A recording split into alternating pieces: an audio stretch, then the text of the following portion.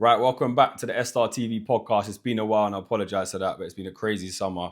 We're all super busy, but when it's meant to be, it happens. And right now, this man's had a mention a few times on the episodes on my podcast already, so it's only right we got him down here. I should have a bunch of flowers for him right now because he definitely deserves them for what he does for our scene, and even just UK, London, what he's done, people won't even notice the impact of what he does. But yeah, man, let's get him in the building right now. Mr. Shenin Amara, what's going on? Josie, how you doing, mate? I'm good, brother. Thank you for making the journey. Big fan of the podcast. Thank you. You can't really see it on the camera, but thank you for putting your St. George's flag up as well. Come on, England, you know. It's been a positive time. Football, reform, everything. It's all going well. Trust me. Right, let's get straight. I'm not gonna.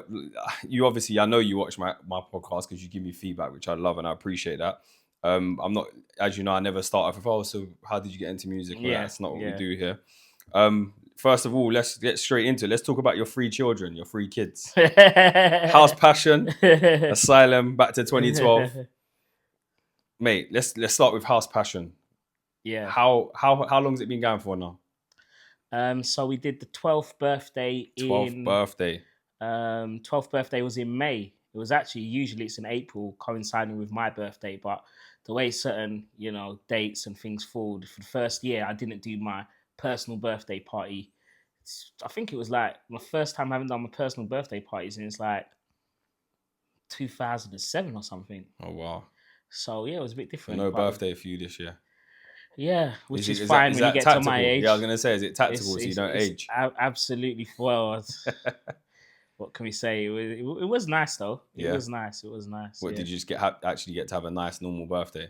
Not stressing over having Yeah, I never do nothing on my birthday, but next year's a bit of a landmark birthday, so I'm actually going to try and make an effort to do something personal and wicked. Do normal people like a meal, I do meal with the family and stuff, but with like my actual people and stuff like that. So yeah. So yes, House Passion. Is House Passion just you? Who's involved? Yeah, so with those brands you mentioned, they're all like my brands. Mm-hmm. So yeah, Asylum, House Passion, and 2012, they're like me solely. Yeah. Okay. Yeah. So when we talk about House Passion, how have you managed to keep an event going for 12 years and it be so successful? What's the secret? What's the source? To be honest, I don't think it's like really intentional, but when I love it. So I've always loved house music from when I got introduced to it. Who introduced you to house music? That generation of Circle, that the early days of DEJA, when they, when the funky soulful thing took over from the grime. That's when I was introduced to house. What we talking, like 07, 08? I wish, like 03. Oh, 03, wow. Yeah, 03, 04 was when, when all of those guys that were probably doing garage, and I guess, it came from sort of house and garage, but more that, like I said, that movement of the funky soulful thing came over the waters over here, and that's when I got introduced, that's what the station was. And yeah, like, because I was doing lots of shows on there, away from just being a fan, because I was doing lots of like,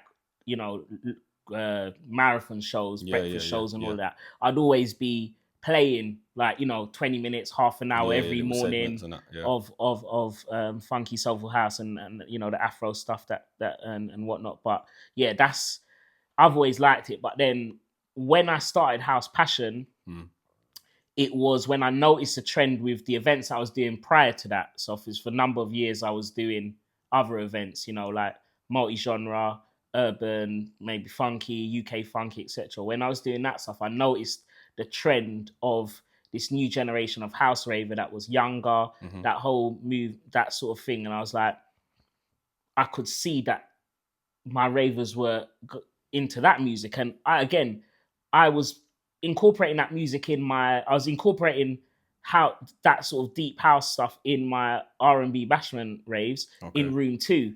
So, What are we talking about? What brand? So my main one was called Shanguli Behavior.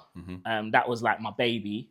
And that comes from doing my radio interviews. When I used to interview a lot of the American artists and stuff, I'd be like, our shows called like doing 12-hour shows on the radio. It was a nickname from grime. You know, like you heard of Shanguli and grime. It's just like something's unorthodox Shanguli behavior. So that became our brand, and that's where we done our rave from.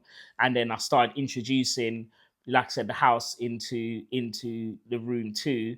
And then it was like I kept saying to myself, like like the way the movement's going and etc. And again, on the CDs, that was a big part of what I did. In the urban, I'd always spend a lot of time doing like a 20-minute, half an hour. I'd take a lot of time, that 20-minute, half an hour mix of deep house or at the time, where a lot of my counterparts would just get like a house DJ to send them a 20-minute mix to put on the CD. Do you know what I mean? So, it was just like, that's what it was really. I felt like it was a time, and then, Just while you talk about the Shanguli time, is that documented? Like, is there any place we can go back and see what you was doing back then? Is it more any audio? You know, there's not audio. So the first House Passion in 2012 was in what is now 338. It was House and Terrace. But at the time, do you remember Terrace there were like two main rooms then. When it was House and Terrace, on the ground floor, there was two main rooms. So the Terrace, which is the main room of 338 now, was room 2. So like I'd put Shanguli in the main room, which was like further back, and then the Terrace was that whole Radford, whole all of that stuff. So like that was the first time I did a house full mix. That's when I done House Passion. And House Passion comes from my secondary urban brand, which was Pink Passion. Okay. That was like, if I've got, Shanguli was getting all the big numbers, the 1,000, 1,500s and stuff. Then if I needed to get like 700 or spring it down a bit, maybe go to one of them city bars, 500, 600. So I had the sister brand. There's less pressure. Nice. Pink Passion. And then because House Passion, the name, I did it so that people would relate it to me. Oh, that's... Yeah. You get the formula. Sneaky's rave, whatever. So like, it's like the font was the same. So it was like kind of like brand affiliation because House Passion was nothing at the time. So then I introduced it like at the same time. Like it was like half and half. And then the house room was the main room that day. And then I realized that. And then, just that's where it started really. So is that the same formula for Asylum and House Passion? In terms of when you were saying about having a sister brand, or if you needed to maybe get a smaller venue? To be honest, if I look back then, which was like when I entered the house, the London house scene, however you wanna describe it, at that time, in that sort of 2010 to 2012, when I was dabbling like the room 2s and stuff, I found that then it was quite segregated, like in terms of demographics. You had certain events were there for these people and whatnot, and things like Resident Advisor, people started poking their, oh, what's that over there and stuff like that. And then when our sort of wave of things, so we all kind of entered a similar time with myself, Audio Horse, Siesta, House of Silk. We sort of started to kind of mix the crowds a bit, and then also it was like Asylum at first was like booking some of them guest DJs, those record label DJs, getting into that spaces like Sidings where we started it. Some of them places fire when it was very hard to get, and stuff like that. And it was like more at the time because everyone's rave had house in it. So the prejudice and people, so it was like the title. It was like, all right, this might be a more palatable title to some venues, and it did because look at the first Asylum. Did you use the same name? Did they know it was you?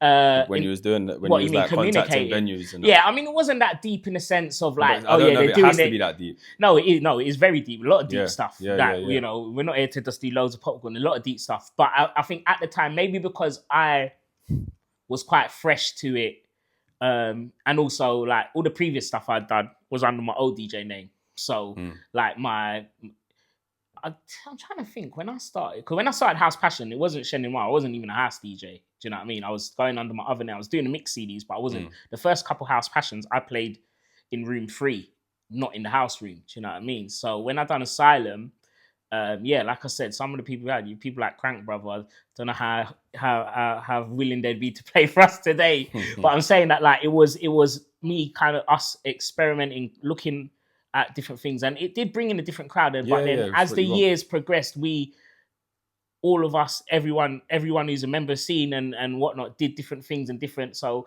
where we didn't necessarily need certain record label DJs, or at the time it was Hype, the name of the label, you know what I mean? Which it was like when something, it's a bit like now what's going on with Afro House, when something's big and hype, like there is things that you can that will assist you with marketing and stuff like that. So exactly. So it was Asylum is a more fluid brand as well, which means I could scale it down and do a 400-500 cap. Like I did the smallest Asylum I've done for ages was I did like last year. I'd done a little date in Bow Bridge. I did 2 dates. One was an after party, but one was a solo event. And I really liked the space because I DJ'd there back in the day, in the grime days, when it used to be called Club Rose with all the grime guys, and I really liked it, especially having like a 6 a.m. venue in London. I was like, yeah, it's great, it's 2 rooms. So I'd done that and I scaled it down. I only got held 500 people. I got 500 people, but Asylum's got that fluidity. I could do whatever, a rooftop thing, a day party or whatnot, and then I could still bring it back up to the big numbers. And are you using that same formula of bridging between kind of 2 different scenes or not? I feel that I feel that now where we're at is like, in terms of the scenes, I feel that before it might have been more of a racial, not say divide, but demographics. Now it could, elements of it is a class thing. So tech house is very associated with working class, where you get some now, before where things used to be like anti-shuffling events and stuff like that. Now the whole sort of like the dress codes, no dry fit, no man bags, that type, the TikTok no phones, which I do hear elements, because also from looking at it overall, seeing how this whole thing has been the last 10, 15 years, it's like a big part of it is about also age range. You know what I mean? So it's like certain, because of how much cameras are everywhere and they benefit us, especially in events. But also it's like, what I do with a lot of my events is try to offer different elements to bring a mixed age group, because bringing a mixed, that's one thing what I do, and a few similars are, we're quite good at retaining some of the older crowd with our different concepts. And that is very important for what I do, because the older crowd is a better bar, and that is ultimately why venues exist. Do you know what I mean? Because it's good. It's we've spoke a bit about that. So it's always good to bring the new blood, but it's also good to, and because we're kind of how we put together our tech house, like our sort of collective of DJs. Not many, like, we're kind of, if you want to hear that sort of how tech house in that way, you sort of come to our thing, whatever we do, which is why we can kind of retain that sort of older crowd a bit. And it's that. So there's difference. And now there's like, obviously gentrifications happened, and stuff like that, all stuff in lockdown, where things like all of those publications that ignored us, like your RAs and Mix Mags and all of that, they came to all of us and said, you know what, you guys have been getting the numbers, doing what you're doing, but we kind of ignored you. Now you can see that the same prejudices we were facing, a lot of people that, if we're going to where there was racial prejudices before, a lot of people were getting, 99% white raves are getting prejudice because they've got like that, the working class, you know what I mean, Essex, surrounding counties crowd or whatever, and certain people don't like it. They want to go, like that trendy, trendy middle class thing, and the music and stuff like that. So when you are creating a lineup, is it like you think, all right, who are you aiming at more, the older crowd, or trying to get this younger crowd in? I feel that, so my main genre is tech house, and for me, like, ultimately that's like been the current genre more or less after deep house. Obviously there wasn't like an overnight thing, it like transitioned from deep house to tech house, and obviously there's a lot of similarities. Obviously there's a lot of music that still carries through or whatnot, but it's like ultimately the tech house raver is always going to be predominantly, now especially with social media, where they can get involved and see everything before they even get 18. That's like a sort of 18 to 25 would be like, if you want to get big numbers, you need to embrace them. But when when I always have like room twos, or I do certain things, or I might have like a funky set in the main room, or this different elements, or you know what I mean, combine different elements. I will get like a mix, because it's you can't, if you get a mix, like it's always good to have a mix. Asylum generally, until the last 6 months, Asylum never specifically incorporate the Afro House Amapiano sound, but there was a point where I thought I saw so much stuff about people. To be honest, I was going to other raves where I just play at, not my own events, and people would come up to me and they'd say to me, "Oh, Shen, man, your crowd's like it's so young," and I'll be like, "Yeah, but this ain't my rave." But then I also got to remember that people see my name on a flyer, come to the event, they see, this person's doing whatever they're doing, and then I'm like, these are people that I know and are coming up to me and saying it. And I might explain, "Oh, well, if you come to this event doesn't, for example, have an Afro House room, or doesn't have this, or whatever, or this is maybe a bit of a new generation promoter, etc."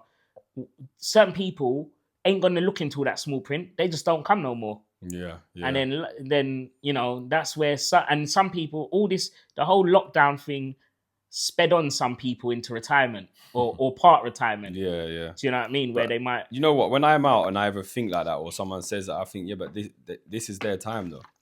So when there's like a younger crowd, it's their time to be partying and raving. If you're 18 to 25, that's why I embrace them fully. You get what I'm saying? They should be out. But also what you got to remember is the people that I talk to and like it's young, their mindset.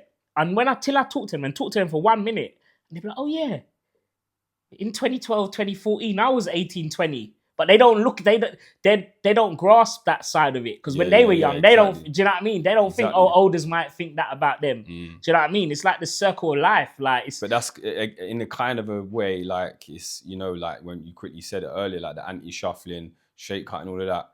Was that some of that, the older crowd saying, this new breed of ravers that are cutting shapes and we don't want to be around that? I think that when that was happening, I think that it was more to do with, because again, where I come from before with like working with a lot of record labels, doing interviews, because pirate radio was basically had quite a lot of clout before social media. Yeah, that was the old school podcast. So yeah, exactly. And those times there, that was the time I feel that like a lot of those the big record labels, they saw all of this, like how commercial it was getting. So yeah, obviously so all the labels that were previously, I guess, you had EDM, and before that, you just had like that commercial kind, when your Chips and all of that, and Tinchy Strider's doing that commercial, about whatever was the chart stuff. Now, all these Route 94s, Second Cities, Gorgon Cities, and all of that, I think a lot of people looked at this whole commercialization of it and was like, really, these huge record labels, they are like major labels. A lot of them are backed by big major label distributors. Yeah, of course. But they were like, I think it just looked like they were talking about cutting shapes on EastEnders. So people were like, right, if it gets too bad, our thing's not going to... Some of your lot's flyers are in the background and that, isn't it, on them? I remember seeing the posters. Yeah. Back in the day. Yeah, the good old poster days. Yeah. It's funny that, isn't it? Oh, yeah. So let's move on to the third brand quickly. Like back to 2012, obviously, Sick Concept and that. What made you create that brand? So it's funny because I before I started it, you might remember, because you're such an integral part of the scene.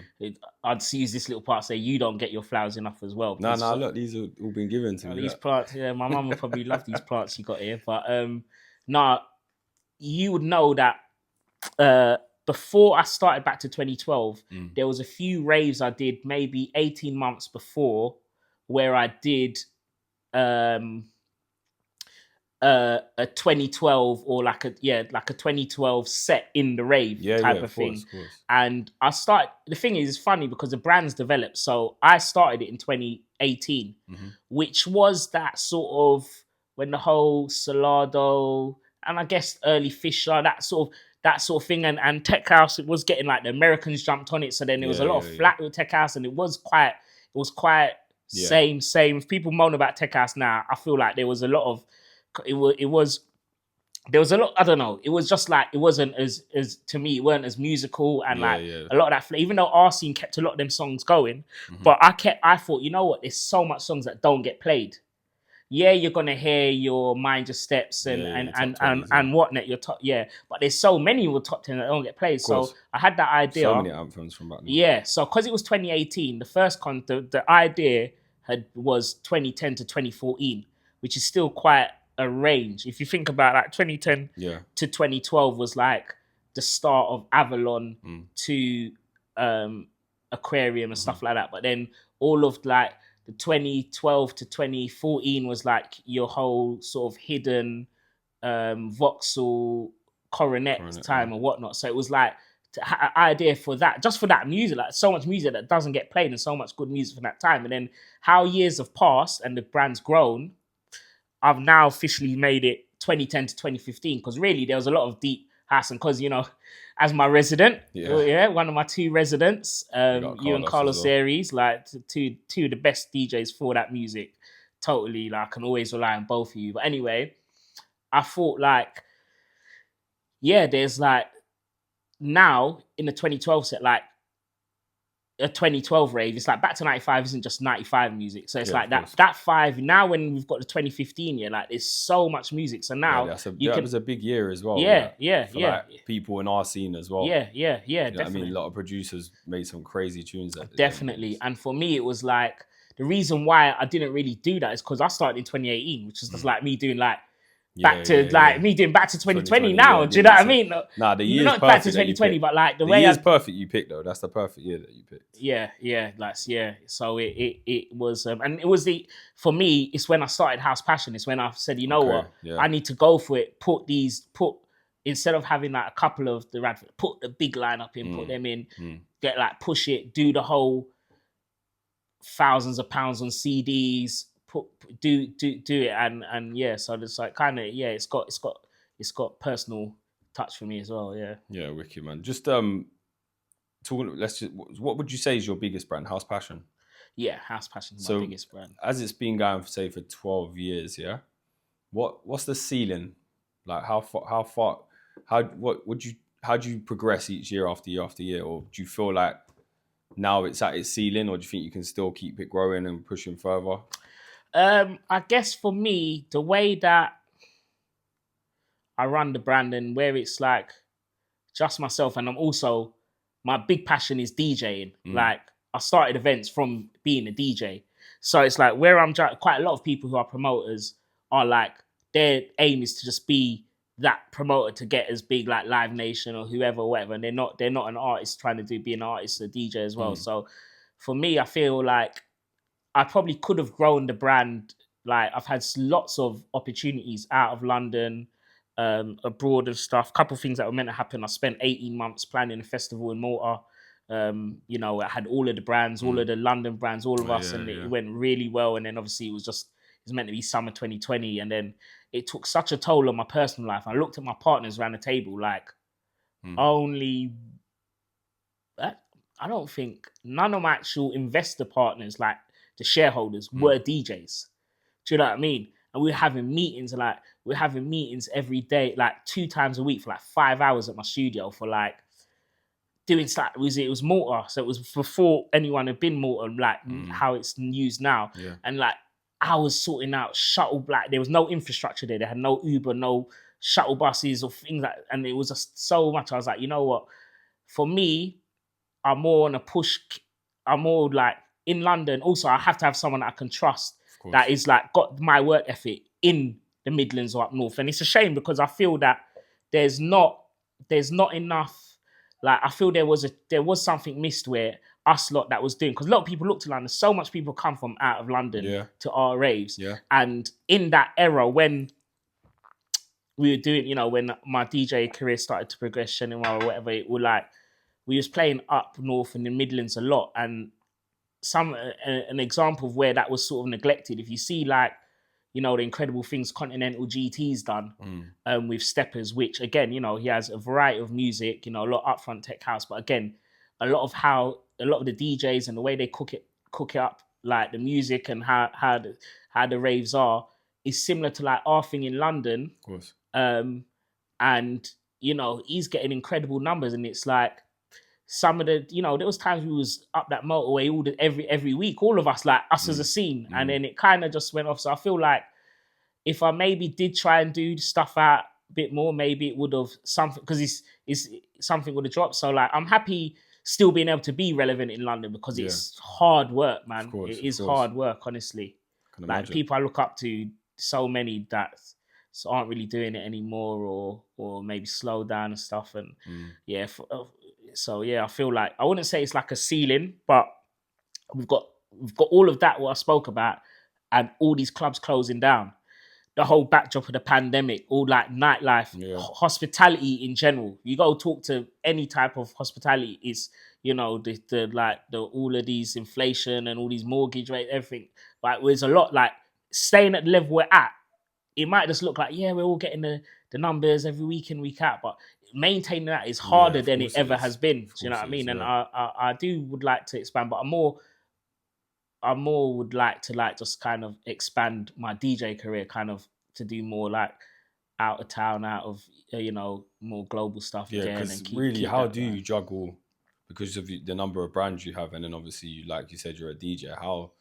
How much percentage would you say you put into being a DJ? Is it not much, because you focus so much on having to get people into your events? I mean, do you know what it is? I'm at this stage now, I don't, even though like, I didn't think I'd be this old and not have kids. Like, back in the day, I did plan to have kids and it didn't work out with my ex or whatnot. But like, that time will come, and it probably will come pretty soon in the next couple of years or whatnot. Yeah. All of that sort of prioritizing will come when that comes. But for now, like, I spent yesterday 5 hours going through music for my set that I done yesterday. Yeah. Like, ultimately, I have to find the time for my music. The DJing is what I do it for. And it's like, yeah, there is stuff I could have done more, which I'm addressing and stuff like that, where I need to focus way more on production. But promotion is a bit more like, it's a bit like the 9 to 5. Okay. I always say, I've said it, go back to all my interviews, I always say, if I win the lottery, I'll never stop DJing, but I'll probably put on one rave a year for my birthday. Do you know what I mean? Yeah. And I'll be happy. So do you kind of have like a set routine where you say, right, 9 to 5 is for the promoting, and then the evenings for my DJing? It's so hard to do routine. Do you know what I mean? It's like, for a few years at the studio, I got a bit of funding to deliver courses like in DJing and event management and stuff. Like, it was just like some pots of funding. And what was good about that was, during the week, it gave me a couple of days where it was just small, it was just a few youths in the studio and stuff, but it was for a few years that gave me a reason where I had to like have a bit of a normal routine during the week.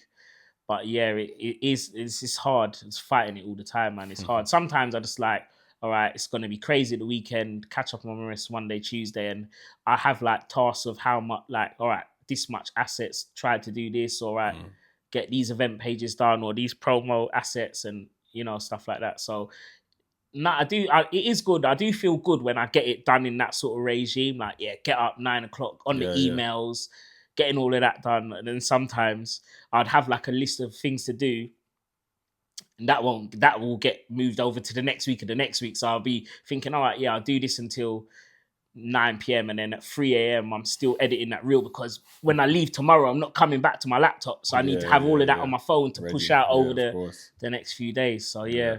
But we'll get there, maybe.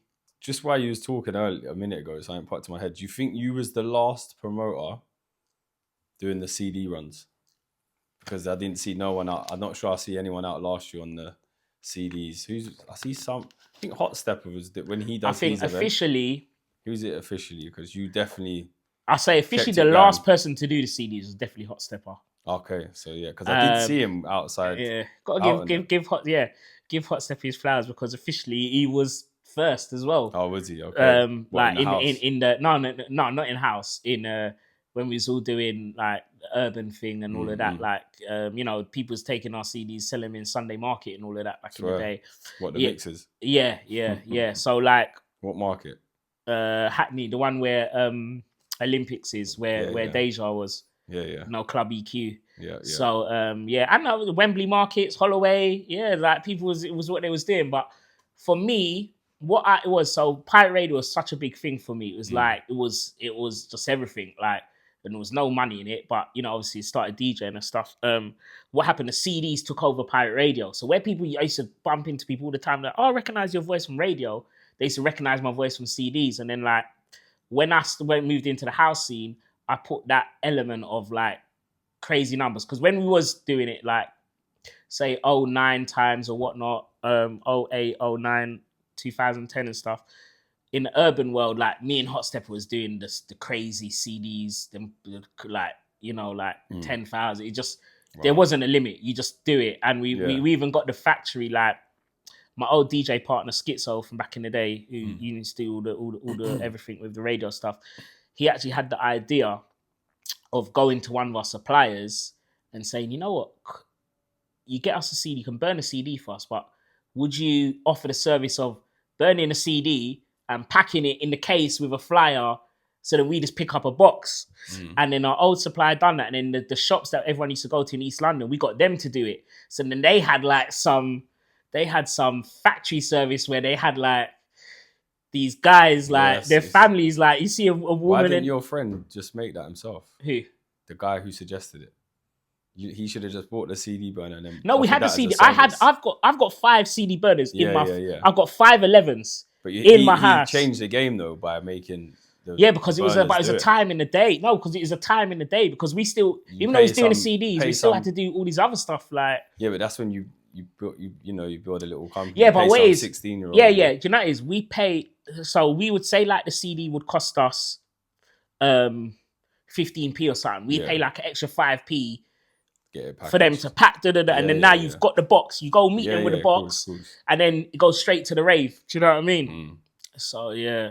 How many is that? Do you ever think back to them nights and do you miss them when you're standing outside the rave at 6 a.m. and?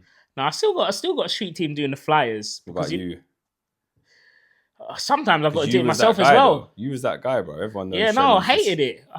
You know why? Because doing ground from the I hated it. I hated it because, like, it's because the cold you don't have people you can trust to do it. Why? What, people just binning off your CDs? They're just not going to have that drive either. Yeah, and also you got to think like when we're spending thousands of pounds. I was spending thousands of pounds. I've done a calculation. I think I've done like over 300,000 CDs. Yeah, including my urban run, which was very like I bought that ethic to the house scene. And I did like. But what was the first scene? Because weren't garage scene doing that as well back in the day? Yeah, so maybe so the garage. Yeah, I think I don't know whether they probably wasn't in Jungle. Garage, they definitely must have been. Jungle was obviously taped. Do you know what? I don't know, because remember there was that period where Garage went quiet. They must have been doing CDs in Garage, because obviously before. But then I don't. You know, it'd be interesting to find out when Hot Stepper first done his CDs. I'm sure there was obviously CDs in Garage, because again, the scenes don't just thing overnight. There's like certain things get popular, certain things, and then you know what I mean. But I've never missed it, because certain times I had to tell promoters I can't do that set, which might be a better set, because I don't have someone to give out the CD. And also the annoying thing with house raves, it's not like with R&B raves where they finish at 3 or 4. You know, you can be there for 45 minutes. House raves, some people are going to leave by 4 o'clock. So you got to do the 2. Some of them day parties, like long shifts, man. Of course. And weather, long johns. Yeah. And then how's it feel when you're then walking back to your car and you see loads of your CDs on the floor? Yeah, I mean, there's not. Do you know what it is? The other thing is you got 20 people giving out CD. Flyers, so you spent 20p on a CD. So one rave you could spend like £50 on people giving them out, or if you're doing it, whatever. Yeah. You could spend like so what is it? 20p a CD, so 1,000 CD. Yeah, it could be £200 giving out CDs at a big rave. Yeah, £200. Say 250 up to 250 giving out at a rave. And then they're getting 20 CDs. They might not even put your CD in the car until it's finished. Until the rave's gone. But that's why I feel like I was like not lucky, but I feel like the work that I put into the CDs and the feedback I got from them and how I playlist them, and even to this day I still playlist. I still spend hours playlisting, selecting with my mixes for SoundCloud. I still do promo mixes for SoundCloud. The same way you get the same feedback, because it's the same on SoundCloud. people do a promo mix or do a mix on YouTube, whatever, to promote the rave. Again, like they've got ultimate choice. They've got even more choice with streaming platforms and stuff. Yeah, of course. So like you got, don't so moving on, I just want to, this one, I don't want to get too like controversial, but like I've labeled it promoter wars. Yeah. So what I mean by that is, there's a probably a handful of main promoters in the scene that we're all in predominantly, and obviously everyone does their own thing elsewhere as well. But so we're talking about, like booking the same lineups, similar lineups, but I don't mean as in booking each other. I mean as in like booking similar headliners, venues, date clashing and all that. Like, what's the communication like between promoters? So between all you, like the guys that have got the main brands. So generally, I will go to. Over the years, I've always gone to other promoters, and also what happens with most promoters, we'll try to stick to kind of blueprint. So you might always, like I said, I'd always do House Passion on my birthday in April. Always do New Year's Eve. Always do da-da-da. Audio Hall used to always do Boxing Day or etc. Back to 95, always do Boxing Day, blah blah blah. So you talk. I'm always there with the communication. Sometimes things happen, like for example, Stephen C, one of my good friends. I did like one of the first House Passions we did together and stuff like that. He took me to Malia and whatnot. Like when 2022, we had a big clash in. I had E1. He had Ministry. He'd given me all his dates in Ministry because he gets his dates quite far in advance and whatnot. But he forgot that the club had something and changed the date. By the time I found that out, which again is nothing intentional because no one wants to make life harder. No, yeah. Of course. By the time I found out, there was no choice. He's like, we just had to do what we had to do, and we just had to go up. And again, because the house is more community, it's more annoying. Like it's harder. It's harder for promoters because people are like, where's the buzz on that event or that event, etc. Whereas when in urban, all of us would all be doing raves on the same day with the same lineup, but it'd be different crowds, like different. It wasn't a community, like, do you know what I mean? Yeah. So in terms of like promoter, definitely like we're all human, and there's always this element I talk about where we're DJs.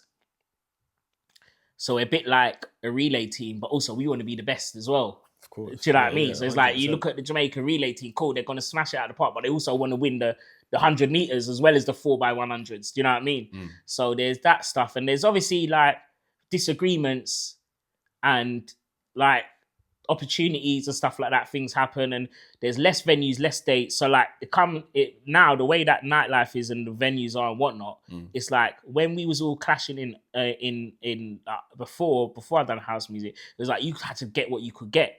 But I always try and see, I always try not to do it. I mean, sometimes you might see an event on the same day as me. Then I can't read them, and I talk to as much people as I can. Yeah. I remember there was a time, it's so annoying. Like I went to Originals the other day, and it like after lockdown, me and Originals kept doing the same day, even though Asylum was very much like it was just tech house and whatnot. But it was just annoying because there's still people who like Afro house and who like tech house and whatnot, especially like the older crowd who would like both. And so I just communicate where I can. Even like now, we've got one dance on the same day as Originals, but me and Fever spoke. It was out of our hands. Like their date was out of their hands, who they work with. Our date's always the same, but they couldn't do it. So as we're all friends and we communicated, like we went through, we said, all right, cool. Me and him chopped it up and we booked different lineups. Certain people he's got that I would normally put on one dance and I didn't. But it's in the same way, I'd be usually playing for Originals at their festival when it didn't happen. But again, like that's the right way to do it. Obviously, 100%. Well, not say that's the right way. That's quite a mature way of people who are, who are in the same scene and whatnot. And anyone who phones me, there's lots of people actually who phone me and say, oh, because they know I collect the dates. So they ask me, oh, do you know, because I want to do an event here in Basing House. Is there much on? And I'll tell them, oh, let me go over to my list. And I'll say, oh, that's on. Yeah. So some people don't do that. And then there's some things, and then some people still know about that and do clashes and whatnot. And it's technical. The lineups. Yeah, let's go with lineups first then. I was going to say something else, but yeah, as you said, lineups. Yeah. So with lineups, and I'm not talking about, oh yeah, you book me, I'll book you. So I already put that question into Jerome 6. Oh yeah, so, Jerome 6 gets the pressure. So I'm going to say, what is it with, or is it how frustrating is it if you think, oh yeah, I've got a sick booking there, booked, I don't know, Hugo Massian. Yeah. And then you see him on the next one of someone else's. Yeah, very close. See, I have a different look of things because I feel that like if I book Hugo Massian and then someone else, that was just top of the dome, man. Yeah, no, I just say someone because also you got to think of like certain times it's going to be in a certain budget, so you might book say a headliner who's around that sort of grand format. What is in how the agents? Because agents is a big part of it as well. Yeah. What maybe the early days of me starting the asylums and stuff like that. I used to like not bow down to the agents, but like I was more, all right, cool. This DJ is paying that price. I'm paying this much grands for this DJ, and he's not bringing nowhere near that much. He's not bringing maybe anyone. Yeah. But I would do it, and a lot of people do that. And then what it is, the agent's job is to get they don't care about the promoter. Yeah. So their job is to get as much money as possible. So certain DJs, once you get to a certain level, it's hard. Like even look how well Hitti's doing. Yeah. I've not been able to book Hitti in London this year. Part of me is happy because that's his journey. He's now taking our scene to where it's not been before, in my opinion. Do you know what I mean? So if he can't do it because he's doing these crazy, these Carl Cox and these drum sheds or these, whatever, Schweiers and all of this, I'm happy because he's going and flying off the flag for our scene to me. Do you know what I mean?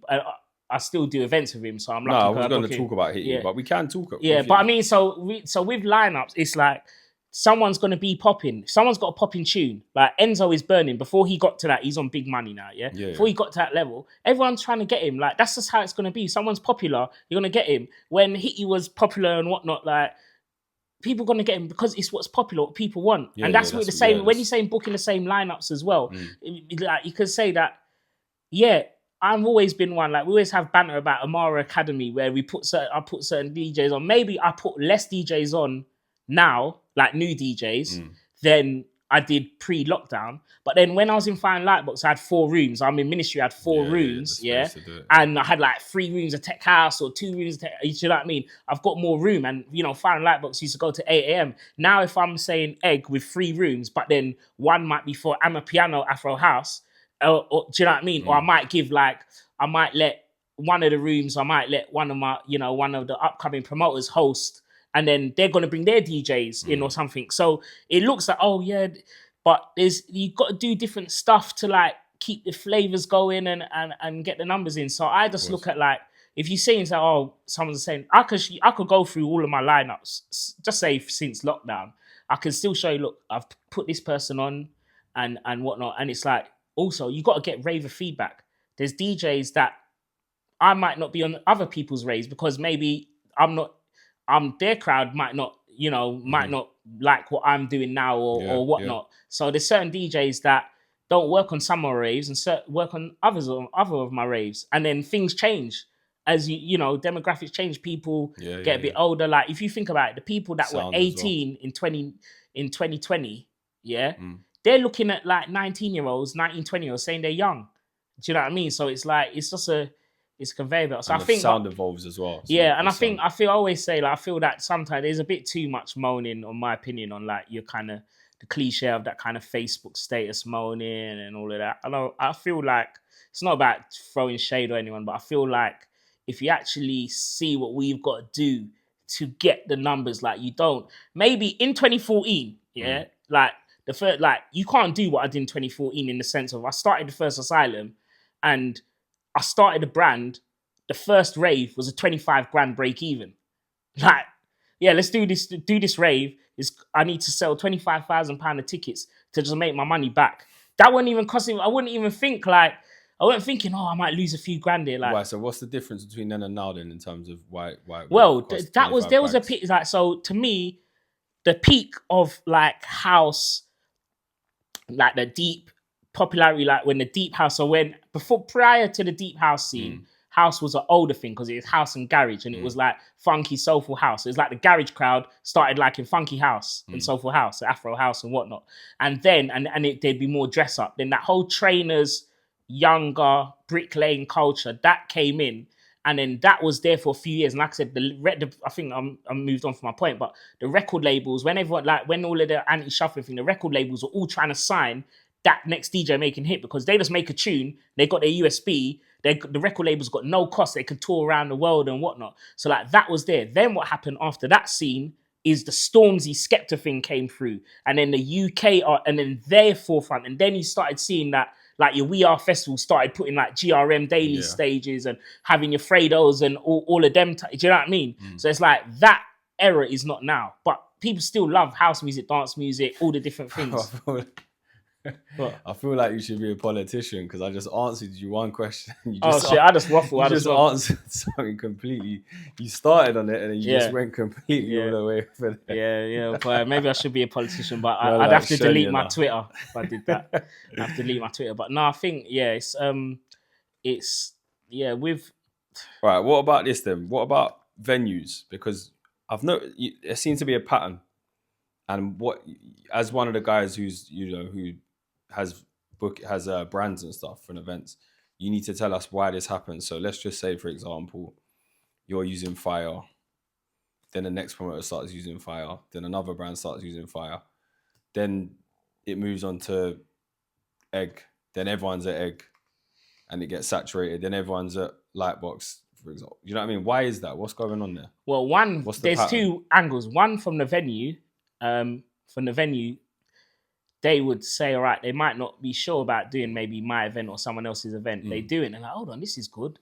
They got a good bar. Like, maybe we could take a few more of these people that have been trying to contact them. Do you know what I mean? Yeah. The other thing is obviously people look at it and say, oh, that's a good shout to do.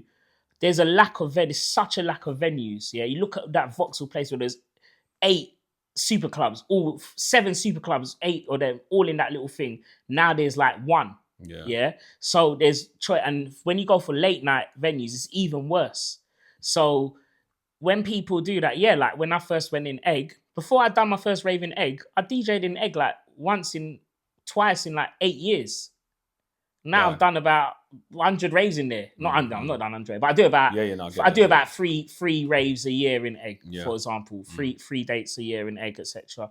So there's that side of it. And so is it more on the actual venues? No, that's one side of it. Venues are being in contact, but a lot of it is obviously people getting in touch. And like I did hear about grapevine thing from someone who said to me, like, I did an event in a venue. I'm not going to say it because I don't want to like make it seem like it's some shade thing or anything like that. But someone said, they actually didn't know even I was involved in the event, because it wasn't one of my brands, but I was involved on an equal share or whatever. And this person had thought that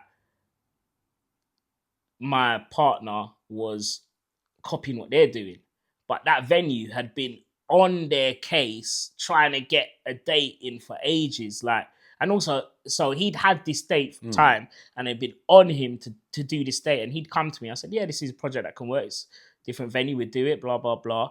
And that other promoter thought, he's copied him.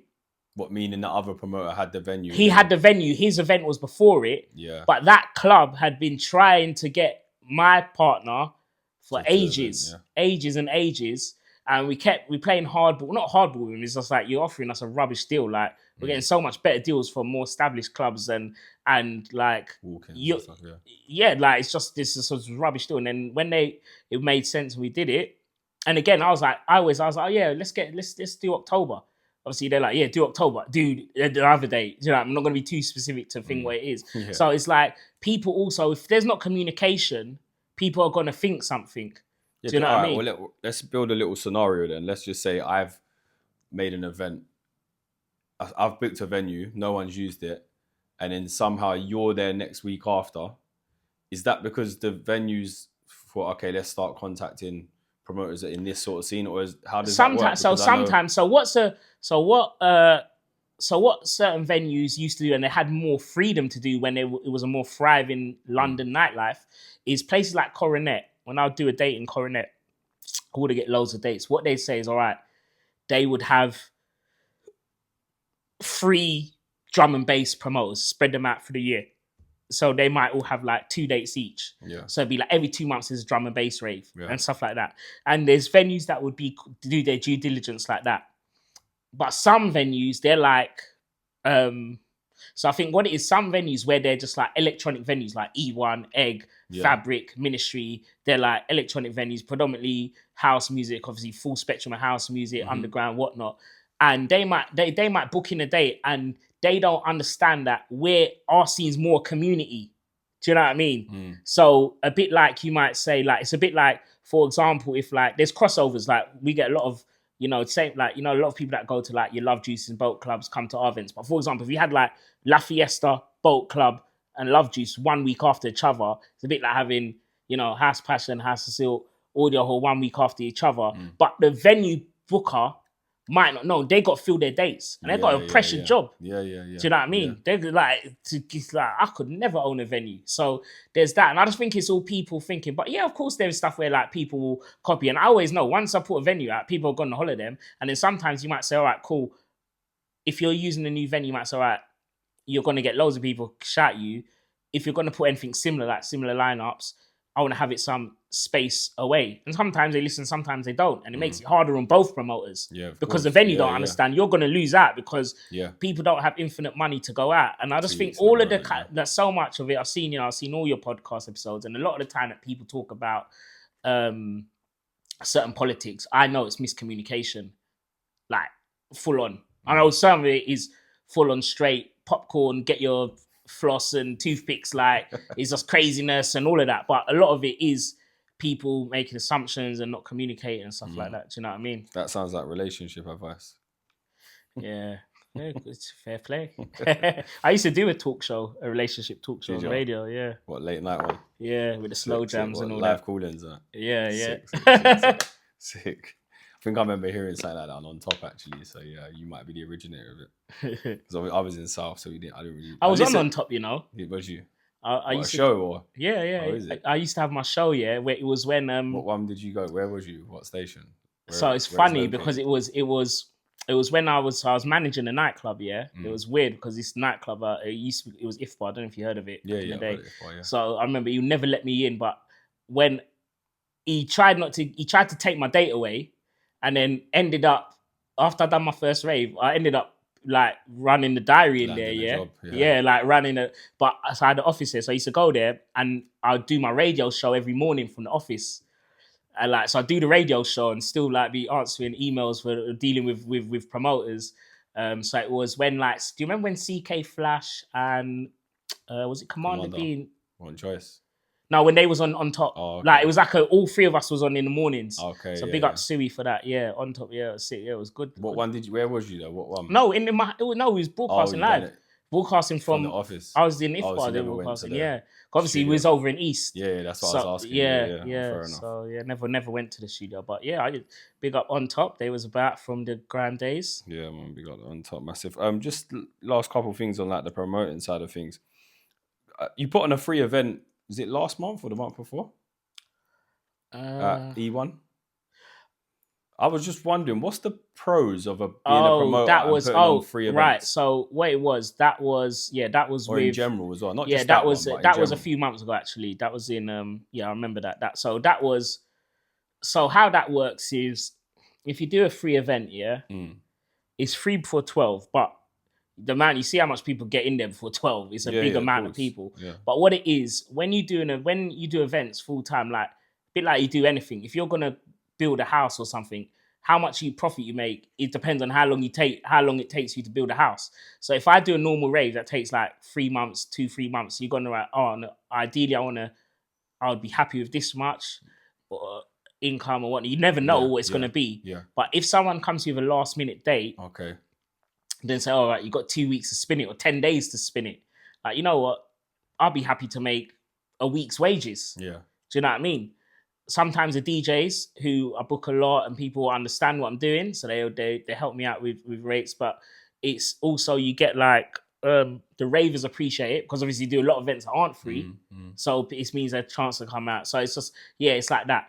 You do a rave that you do you basically would do it like that. You'd budget it so that you basically adjust the budget, everything comes down. So instead of a break even on a normal rave that you might need, like a normal rave where you might need 10, 12 grand to break even or something like that, your break even will come down lower. The venue would probably do a deal because they've had someone cancel. So they say, all right, can you spin this? Whatever. So then everything's like reduced. So you say, all right, it's cool. You're going to charge maybe a couple hundred people that come, also you can afford to do cheaper all night tickets. So people think, all right, it's do you know what I mean? Yeah, you got the pressure. That's how that is. It's just okay, no, it's interesting. I just wondered why a promoter would do that, and you've answered it. But then also I get, because of the state thing, I get offered dates all the time. I say no, like I get offered like a lot of, not saying just me, a lot like the scene, the climate that we're in is hard for a lot of people. It's like I'm not gonna just, because if you just do 3 events, and why is someone gonna buy something? Like do you know what I mean? So I'll do things where it, like, if it fits in. So if someone offers me at a time, all right, that might work, because I might say I had that free event in March, and then or I can't remember when it was, and then I didn't have like the next thing of that until like May. Do you know what I mean? So I was like, all right, cool, I can do that for 10 and then start the promo for the May event after that. Do you know what I mean? So it has to work like that, yeah. Has anyone, like DJs from our scene, like you booked regularly, has anyone priced you out and you think, whoa, why are you charging that now? Has that happened? Yeah, loads, man. And what do you just not book them, or do you get them to come down? Sometimes you got to be respectful in it, because you're a DJ as well, and whatever. So when it happened to me for a few people in the scene, it was like, cool, just moved on. The scene moves on. Like, some people outpriced themselves for the whole scene. And what about, do you ever get people saying no? Like, as in they've moved on from this scene, from the underground tech scene? Yeah, you know what? I was trying to book my headliner for back to 2012. Even though it's not necessarily our scene, but that person had played for 2 similar nostalgic brands. Yeah, there's 2 other big ones in London. Yeah. And they played for them like in the last 6 months. I feel they probably didn't want to be pigeonholed as being just a nostalgia act, even though they probably have got the most notoriety for that. So I do hear why people have their reason. If people explain as well. What about someone from our scene? You ever come across that? Yeah, there's some big people doing very big who have said things like, there was one person who said to me, kept saying they couldn't do the date, kept doing the date. I was like, why are you saying you can't do the date? Like now I'm thinking, all right, you can't do that. Keep an eye on it. No. I said it, and they goes, I was like, all right, well, like, if you just said it, like, if you just told me, you're gonna make your I guess artistic business choice to do. And quite a lot of people have done that and then come back to me or whatnot. And some people also, like, if you're used to getting X amount because this agent has shopped you to like these Luminar style venues up and down the country saying, look, we got this whatever DJ had a release on that label, then they've got their walk-ins coming in or whatever, like, for this little, a little thing, they might be charging a $5 in wherever, on these out of town places or whatnot. Then now I think, no, but I get $2,000. Like, London is just it's a different animal. Like, it's hard in London. Do you know what I mean? So I don't take it personally. Sometimes I disagree. I mean, sometimes I will take it personally because I think it's chatting shit. Yeah, do you keep an eye on, like, let's just say a DJ said, no, I can't do that date. Do you check to see if he's playing out that date?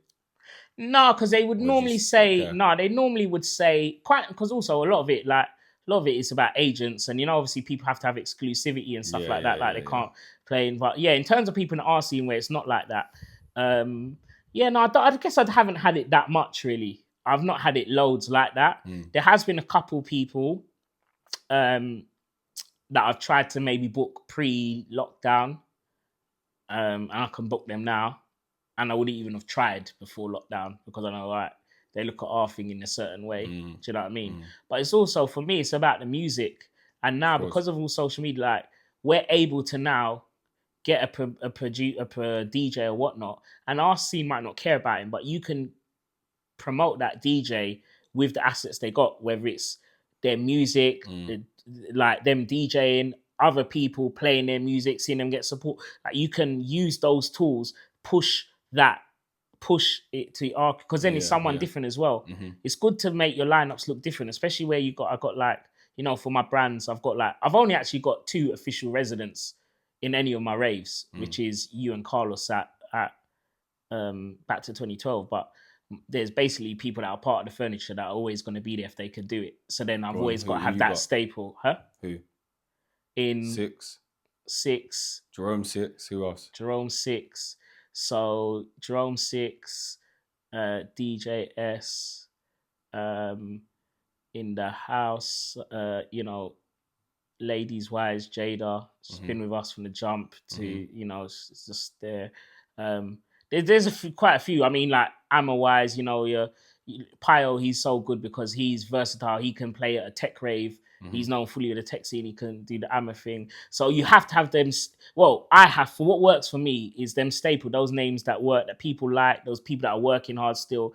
And then you test out different things. Like you'll see I'm testing out a couple of different DJs on 2012. Like when I drop the lineup, you'll see. That must be, but does that kind of keep you on your toes as well and keep it a bit more interesting always. for you? Otherwise it just gets a bit boring. Yeah, there's an element I'm trying to incorporate into House Passion potentially, maybe some of the other, actually no, not just House Passion, and into House Passion or Asylum that I've been looking into and working, and it's been brought to my attention some of the tastemakers in that scene that I want to try and do, but I want to do it properly. And what it is, I can't just book that DJ that does that and expect that crowd to come. What I've got to do is, okay, can I get someone who's representing this, who's doing it properly, maybe get them to host a room, bring that element to the event. Do you know what I mean? And that's the thing, when you do these things which work, like they're different, you can get that's how you will get different. That's how you'll get different. Just keep going, basically. Be relevant, stay relevant. Really, you got to keep you got to keep an eye on what people are doing online, who's coming through Outland, what music it is, and it's just consistent. It's just all the time now. Do you know what I mean? Yeah. What's this is, I don't know if you'll be able to think of something off the top of your head, but what's like one of the biggest tests you've had to bounce back from as a promoter? And obviously you don't want to have to say something that sabotages or anything like that. Yeah, but like, what would you say is like something that really tested you and nearly wiped you out as a promoter? I say wiped me out mentally. Heaven didn't wipe me out financially, but knocked me off my feet financially was when my event got cancelled in Coronet in 2015. Why did it get cancelled? So there was an incident at another event with a similar lineup the week before. And our event got some 696 or all of that times. I won't go into the too much because but what the knock-on effect was, my event got cancelled. But what happened is, if your event gets cancelled 2 days before the event, you've gone to work for 3 months full time. Do you know what I mean? Yeah. So like, away from your financial loss, you've got your loss of earnings, and also you've got your reputation as well. Do you know what I mean? So that was 2015. So House Passion got cancelled in Coronet, and then so then that was the year we launched One Dance. It was the first year that I actually got in Fire and Lightbox. It was very hard to get in at the time. So like I had to do those 3 things. So basically where I was meant to make 3 months of wages, which I'd, sold all the tickets. It was basically, by the last couple of days, you've done all the work kind of thing. So we'd already in quite a fair amount of profit. The rave got cancelled, had a huge loss. So then just to make back all those losses, I had to do my involvement in One Dance, Ministry of Sound, and my first rave at Fire and Lightbox. That all wiped off, that all got me back to break even point. So then basically by end of August, I'd done all these big events and made nothing as a promoter. Yeah. Do you know what I mean? Yeah, and it was the year, it was just as I was about to, it was a few months before I was about to buy my flat as well. Oh. My first flat. And it was like, so then like the income, I remember like where I was doing like the funding for when I was doing my courses, teaching the courses, like they kind of loved like the people that fact that offered me the funding, they kind of loved it because they like they like the idea of someone who's a quite known DJ teaching DJing to these young people that obviously got troubled backgrounds, and someone who puts on events, they can go. The young people can come work. Like some of those people end up being staff for me, regular staff for me, like giving out CDs, working for me at events and all of that. Nice. So I used to do 2 days a week, but at that point I was like, they were always offering me more. So I was like, yeah, I'll take more funding. So then I'm now having to do more days a week doing that and do the rave. So it was like I was flat out that year. Yeah. But also another one was that was the whole festival thing in COVID, the motor thing. Because that was, you know, I took so much out of my life. Like I didn't see my family, do you know what I mean? Like it was that, and then and the thing is, if we built it and it went on, like then obviously festivals and projects on that scale, you don't look at year one, you look at like a 5-year plan or like at least a 3-year plan that say, all right, cool, you build it. If you can get 5, like we were aiming to get like 1,000 people out between all of us, say 500 to 1,000 out the first year, means you could get 800 to 1,300 next year and then build. So then those two things kind of mashed me up. Yeah. So then when you see things like We Are Festival get cancelled, Junction 2 got cancelled. Did Junction 2 get cancelled as well? No, not this year. Oh, a couple of years fake ago. News. You know, you must feel the pain, and like you see it from a different perspective, because a lot of people are like, I was looking forward to that, I wanted to go, but as a promoter, you know what goes in the blood, sweat, and tears. I'm not going to speak specifically on any case studies. Obviously, we said we know We Are Festival. A lot of festivals been cancelled. A lot of festivals, the main reason why most of these festivals are getting cancelled is because of the sales. That's how hard the scene is. Do you know what I mean? That is how hard the scene is, and I definitely and is the issue DJ fees? No, I would say no. The DJ fees can be because some brands are tied in to certain brands can lower because they're brand led, or they don't have the expectation of X amount of DJs. It's like if they cut their DJ fee in half. So if you're maybe a festival that spends 100 grand on a lineup and then you spend 50 grand, if you're a strong brand and you do a lot of events and you got reputation and whatnot, you could probably get people might not notice that much. They have a great time. Everyone's going to do the job. You know what I mean? But they've cut back on the lineup. If you're maybe one of these brands that have spent that have leased brands as well. So, you know, if you lease these kind of Circo Loco brands and all that, when you see them over here, they're not the promoter from Spain coming over here and doing it. Okay. Someone's renting that brand. Yeah, so all of those brands, they're leased. That's why you see them all over the world or whatnot. So then it's hard. If you usually have, you know, an 800 grand lineup or a 1.2 million lineup, even you go into 600 grand, people going to moan like, oh, look at that lineup do you know what I mean? So I think, it's just I couldn't even imagine being on that scale. Like my small involvement in one dance is more than enough stress for me, and I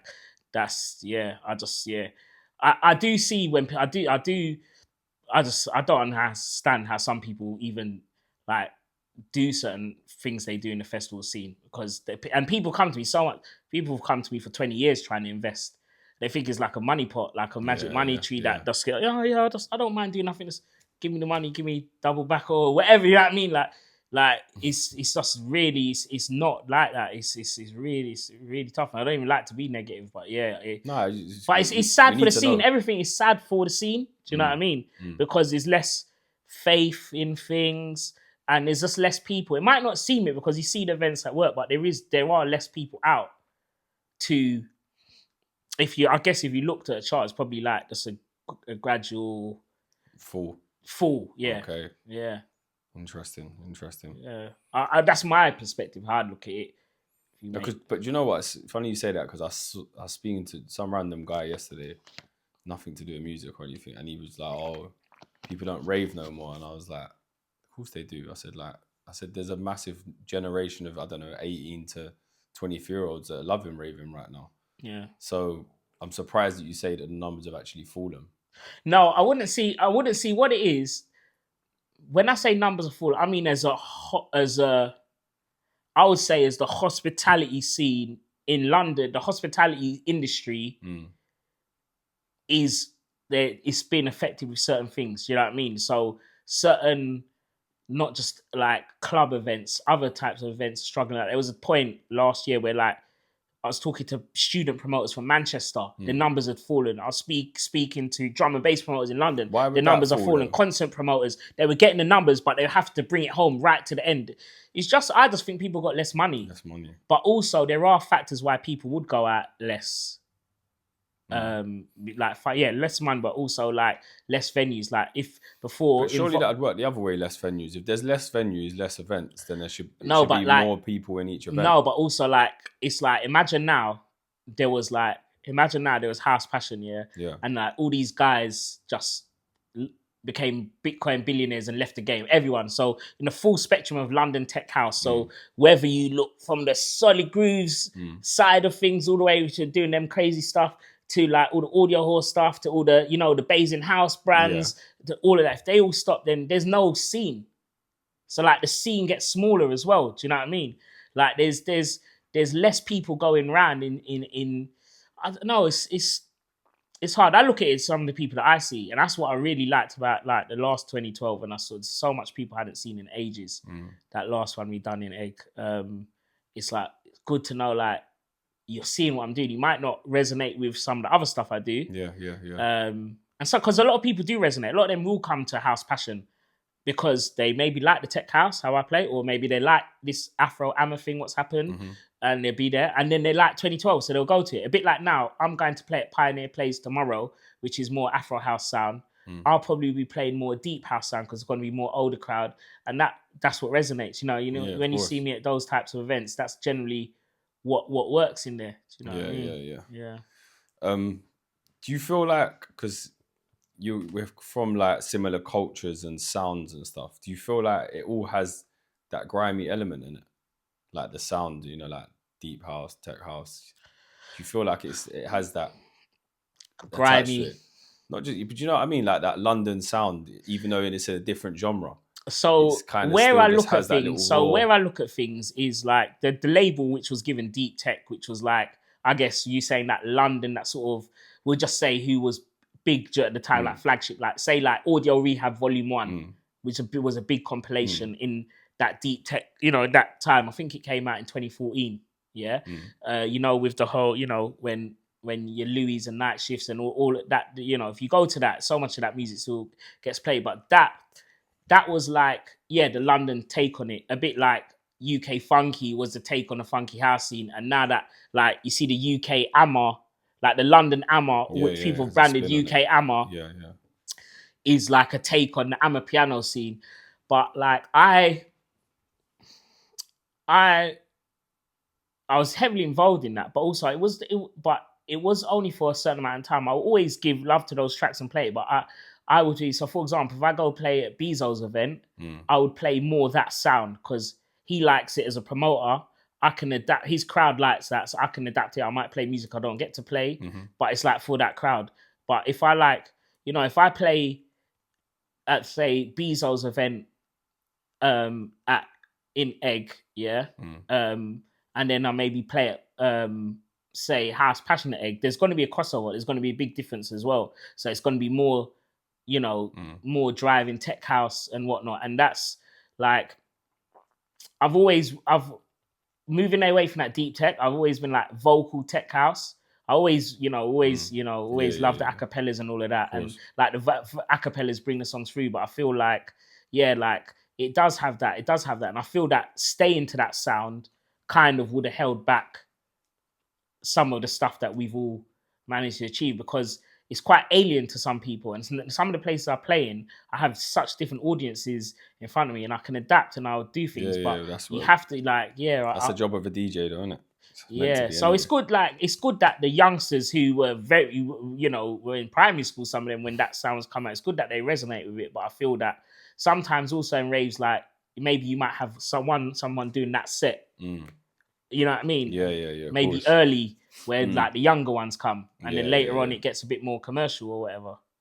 Right. So I can't get you on my show without obviously talking about you and AR. For a number of reasons. Obviously, it's Jawsey's show. We have to ask everything. Yeah. Of course. You know that anyway. But first of all, I'd like to say there's probably a whole generation of ravers now who are never even aware of Shenin Amara and AR together as a collective. Yeah. Well, yeah, I don't know what you class generation, like, because in raving... Let's just say, what is it, every 5 years? What would you say every time there's a new generation of ravers? I feel like, yeah. I mean, you're the expert, really. Yeah, I'd say could even be less sometimes, that whole like lockdown thing. But yeah, no, there's a couple generations in theory that might not know. Do you know what I mean? Yeah, which is like, yeah. I mean, because even now, bruv, like I forget you two were. Yeah, you know, it's mad because as you get older, time goes faster. Like obviously it's like cliche, but it does go far. It's a percentage of your life. Yeah, exactly. So it goes faster. So it's like, I feel for me, sometimes it does get brought up to me, not loads, yeah, but it's like for the people that that time holds fondly in their heart. So it's a bit like, because to me, that was obviously you was doing your events and that. DJ wise for me, I knew you two together before I knew you separately in the house scene. Yeah. So basically when I was doing events for a couple of years before, I was doing house events for a while and then DJing so probably the first couple of years was me putting on the house events. And then the second year was probably me DJing at the house events on the Shenin Amara. And then I took AR on as a partner. And then it was only a couple of years we was actually together. But for those couple of years, I think it was like 2-3 years or something. Like, I think it was like, left him in like 2018 summer, yeah? So and you made a big impact in them couple of years. But to me, music in general, like if I put on Dr. Dre's album 2001, it reminds me back of certain times in school or whatever. Do you know what I mean? Like, if you listen to certain, like, that's how I see it. Nostalgia music, it goes hand in hand. So for certain people, that was a big part in their because you know what? Life. House music wise, if I picture Coronet, I see you two in there. Yeah, that's one of the things. If I think about Coronet, only with house, because obviously sometimes I used to do drum and bass. Yeah. But I think of you and that you're one of the people I visualize you two on the deck. Yeah, so that Coronet turn the place upside down. Yeah, so Coronet was, so like I was saying, for those couple of years, they were important. A bit like when I talked to you about when Circle showed me about that generation, like those couple years of that rise of that sound. Like I'll hear those songs today when I hear like Perempe or someone playing them in like originals. It takes me like, it's that feeling it gets. But in terms of actually like the career, like so not putting it down, but I'm saying like that's how it's like, that's why it's so important. And it's just like, it's important for some, like that generation. It's important because it's like, you know, I guess some of the people that come back to 2012 and they say, oh yeah, remember that. But again, some of the people that come back to 2012, but not the ones that were there in like 2010, 2011, because they weren't even Shenin Amara, let alone Shenin Amara AR. Do you get what I'm saying? So that couple years, like 2-3 years that we was together, it was, like I said, it was also times when a lot was going on. Like it's when, you know, we started One Dance Festival and these things were happening, like our sound in big festivals never happened before and stuff like that. So yeah, that's kind of where it is. And there's people now, honestly, I look at some of these youngsters and go, raving ain't the same. They're literally talking about like 2021. They're like, it's dead now, raving's like, and it's their perspective on it. Do you know what I mean? Yeah, of course. And they look at it, because you think 2020, when did we come out? 2021. So we're now in 2024. Like, a lot of people go through stuff like 3 years, a long time. Like, is. A lot and things, and the amount of venues that have gone in these 3 years alone. So it was quite public when you two split. Yeah. But we didn't really get the reasonings behind it. Yeah, I did. You kind of just done the whole press release thing of like, okay, we're not together now. Yeah, to be honest, I didn't really want to. I didn't do a press release. I didn't really think it was appropriate. I just thought that, you know what, because of the circumstances around it, and it's not about spreading anyone's business or whatever. I was just like, let me just like let people work it out that we're on flyers separate together.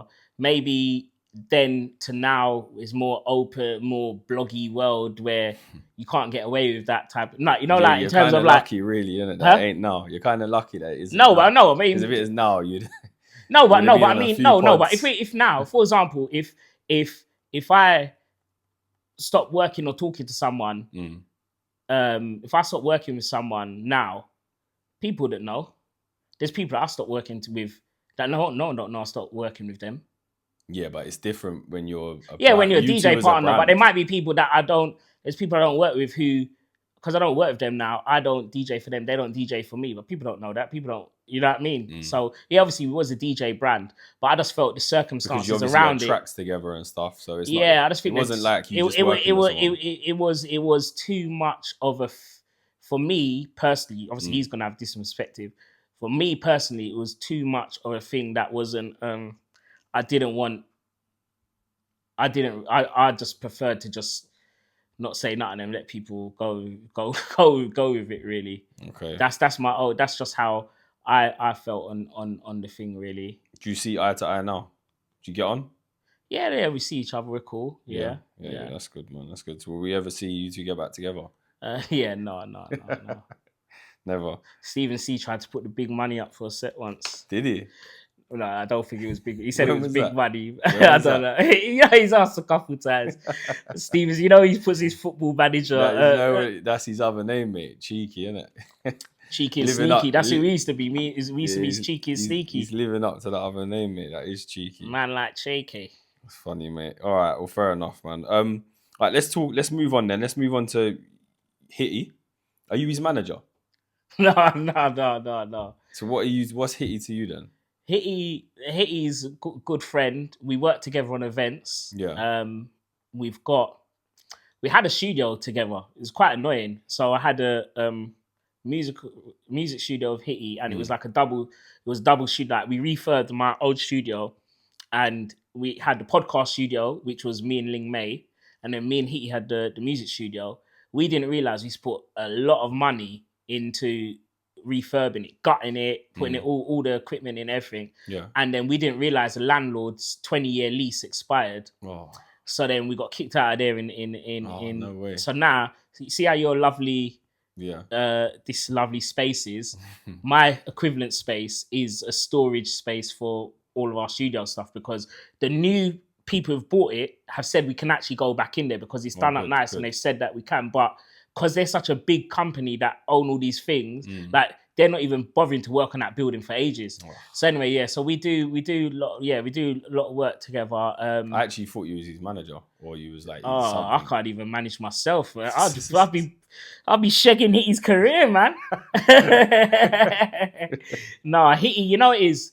I don't know how things look from the outside. Hitty's. We've always been there for each other in terms of like helping each other out in terms of music, and just in terms of just helping each other out in what we do. You know what I mean? And he's obviously I'm so proud of what he's accomplishing, what he's continually doing, and what I really like for us as a scene is how much he flies a flag for our scene, and how he is.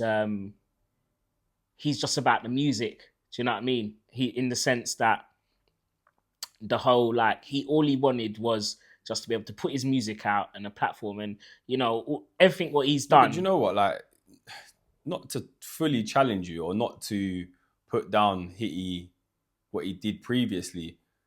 I don't fully associate Hitti with this scene though. I know he was making tracks and he was on your lineups and stuff, but I don't fully associate him with this scene. Oh, I don't know. There's people, that you see how your diehard Hitti fan will be now, which is there's a lot of them now, Yeah. There's people like that who have who have discovered Hitti. It could be on SoundCloud, it could be from whatever, who have been passionate about his music from literally when he first put out In My Room and was on the first House Passions. I feel that for whatever reason, not for whatever reason, but I feel like sometimes how blueprints of it works in raves like it does in the podcast world or whatever. You see podcast world, you see, all right, those guys and the people go and feature on that podcast and people get to know them and then they start their own podcast. In the grime MCs, like people collab and then they get known in their own thing. So I feel that some other promoters, the other main promoters maybe didn't take on Hitti to DJ, which no one owes anyone booking or anything. But also, he's so much about the music. So if Hitti said to me, "Oh, could you talk to maybe this promoter for me, or could you show this promoter my music? Like, I think that I might be." It's not that he's arrogant or anything like that. All he just wanted was to just make his music and be able to release it. So we started a label together, and then he ended up doing it. He ended up taking it on himself, which is fine. It wasn't even his decision, yeah. But he just needed to put his music out, and then he just had faith in himself that it would happen. So like he maybe there's other friends of mine, or there's other people who maybe are more proactive in terms of, there's nothing wrong with that in terms of like networking to get out there or whatnot. But he's just focused on making his music, and he had his platform of DJing. He had his his platforms to release music. He'd play at my events, and other people would book him. He has been on like, some people have, like, before he kind of got to the rise of where he's at now. There was a few people who believe him. I think. Obviously I know he was playing it, but I don't feel like he was in the circuit constantly. Like what? No, but that's what I mean, and I feel that obviously it's a different journey he's taken. I just feel but that's what I mean. But when you're saying like he's flying the flag, I don't feel like he is. And that's when I say he's flying the flag, when I say he's flying the flag, I'm saying like he's open about where he comes from, if that makes sense. There's certain people certain DJs, when I would like book them from our scene, and I'd have to they'd ask me to put them on a special guest and not put their name on. You know what I mean? There's other people who thought like, oh, I can't stop playing for you because how you make it is you get a tune. Yeah, what's that got to do with Hitti though? No, I'm saying that I'm saying that that's what a lot of people did, but Hitti, to me, Hitti didn't, like, he doesn't do that. In what example though? Like where can you prove that? Because that's not making sense to what I'm saying. Okay, so all right, well, he's in rooms. Yeah, let's just say he's in rooms. Like, we're in a room now. He's in a room letting people know about the London house scene who don't know anything about it. Who only care about Hitti because Hitti's been brought to their attention. And he's also, there's people in this house scene that he's actively encouraging, assisting to get into production and just assisting anyway. Do you know what I mean? He told me, and it's my fault for not organizing myself, because I definitely believed in it. Yeah. But he was filming his sets in 2015. You can see his YouTube sets of Lightbox in 2015. With going around with a cameraman filming the whole set and doing all of that, which probably the only check my YouTube, bro. I'm saying the only other person I say is the only other person I'll say is like you, but I'm saying him. He was saying like, you said that to me. Look at when you said about the podcast and things like that. He's always said there's not a hub for our scene, like a grime daily for our scene. Do you know what I mean? And that I do believe in. Do you know what I mean? Because even our podcast doesn't happen anymore. And even though the numbers weren't crazy for the numbers we were getting, that how much people asked me about the podcast. Because it was something for the scene. Yeah, somewhere to go and... Do you know what I mean? Like, all these, when I see your stuff, it always comes up. I watch it straight away. Or listen to it straight away or whatnot. So, do you know what? But going back to Hitti, like, he's doing amazing things, and his branding and everything is second to none. Like, I love what he's building. Yeah. And it's just, he's also kind of making, like, he's raised the bar massively. Yeah, he's had to make me, not have to make me, he's inspired me to step up my good assets and stuff like that. For example, I don't know if you've seen, well, whenever this comes out, I don't know if you've seen it online, like we're doing this golden ticket competition for glove season. Like, people are doing clues going over London to, like, we done that when we had a billboard for Hitti X last year. People had to find where the billboard was. They had to get any gloves, so people's getting their thingy gloves, taking a picture, and they get tickets. Like, that sort of stuff. Like, sick. Yeah, and I'm thinking, like, that's what I mean. His mind's different in that sense. And so that's what I mean. Maybe that, but that's why, I don't know. Maybe, like, he didn't get caught up in what our scene can be like, where it gets like where you just kind of go around in circles for a bit. Yeah, do you get what I'm saying? Like, play at Audio Hall, play at House Passion, play at House of Silk, play. You know what I mean? Because you can get caught in that, which ain't a bad thing.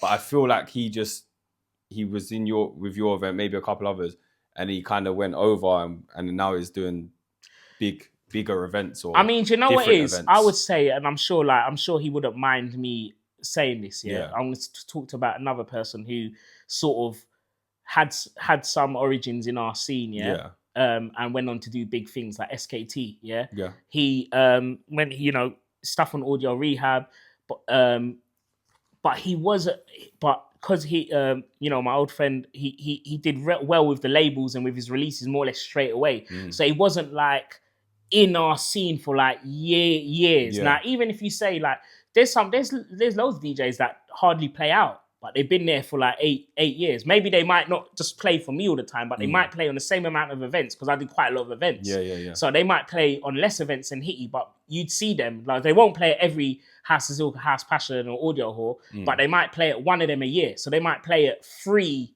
They might play at one House Passion a year, one Asylum a year, so they might play at 4 of our events in a year, maybe a Rise or 5 events. And then Hitti might have played at 5 of my events in a year. Yeah. So it's like, it's if you care about the scene and the music and you see, obviously I have an insight into like what Hitti does or what what his passion was and how he cared about the music. And like I said, I'm not here to talk his business, but even there was a point where I was thinking, all right, cool, we need to make this music for this label so that we can, not to say we can leave our scene, but for us to elevate, we need to make this music to try and get on that label. Because if you look at your people's, like when BB flies, Solid Groove flies with him. Do you know what I mean? Yeah, of course. When BB flies, Solid Grooves goes from 1,500 to 5,000 Printworks. Do you know what I mean? So everyone can only just try and navigate in the scene how they want. Do you know what I mean? But yeah, like I was saying, in terms of like, I definitely will say he's a part of that scene in that respect. But like I said, someone like SKT, I wouldn't take nothing against him, but I'd say that he's been a part of our scene for, like, he was there, not competition, but say he was there, longer than someone like SKT who was there, and then, like I said, things happened to him quite quickly, and he still did play at a lot of our events and stuff like that. And then he's come back and played at them after as well. Yes. But that's my take on it anyway. Yeah, no, I appreciate that, man. Big up Hitti, same way, man. Keep pushing. Big up Hitti. Big up you as well, man. Big up SKT as well.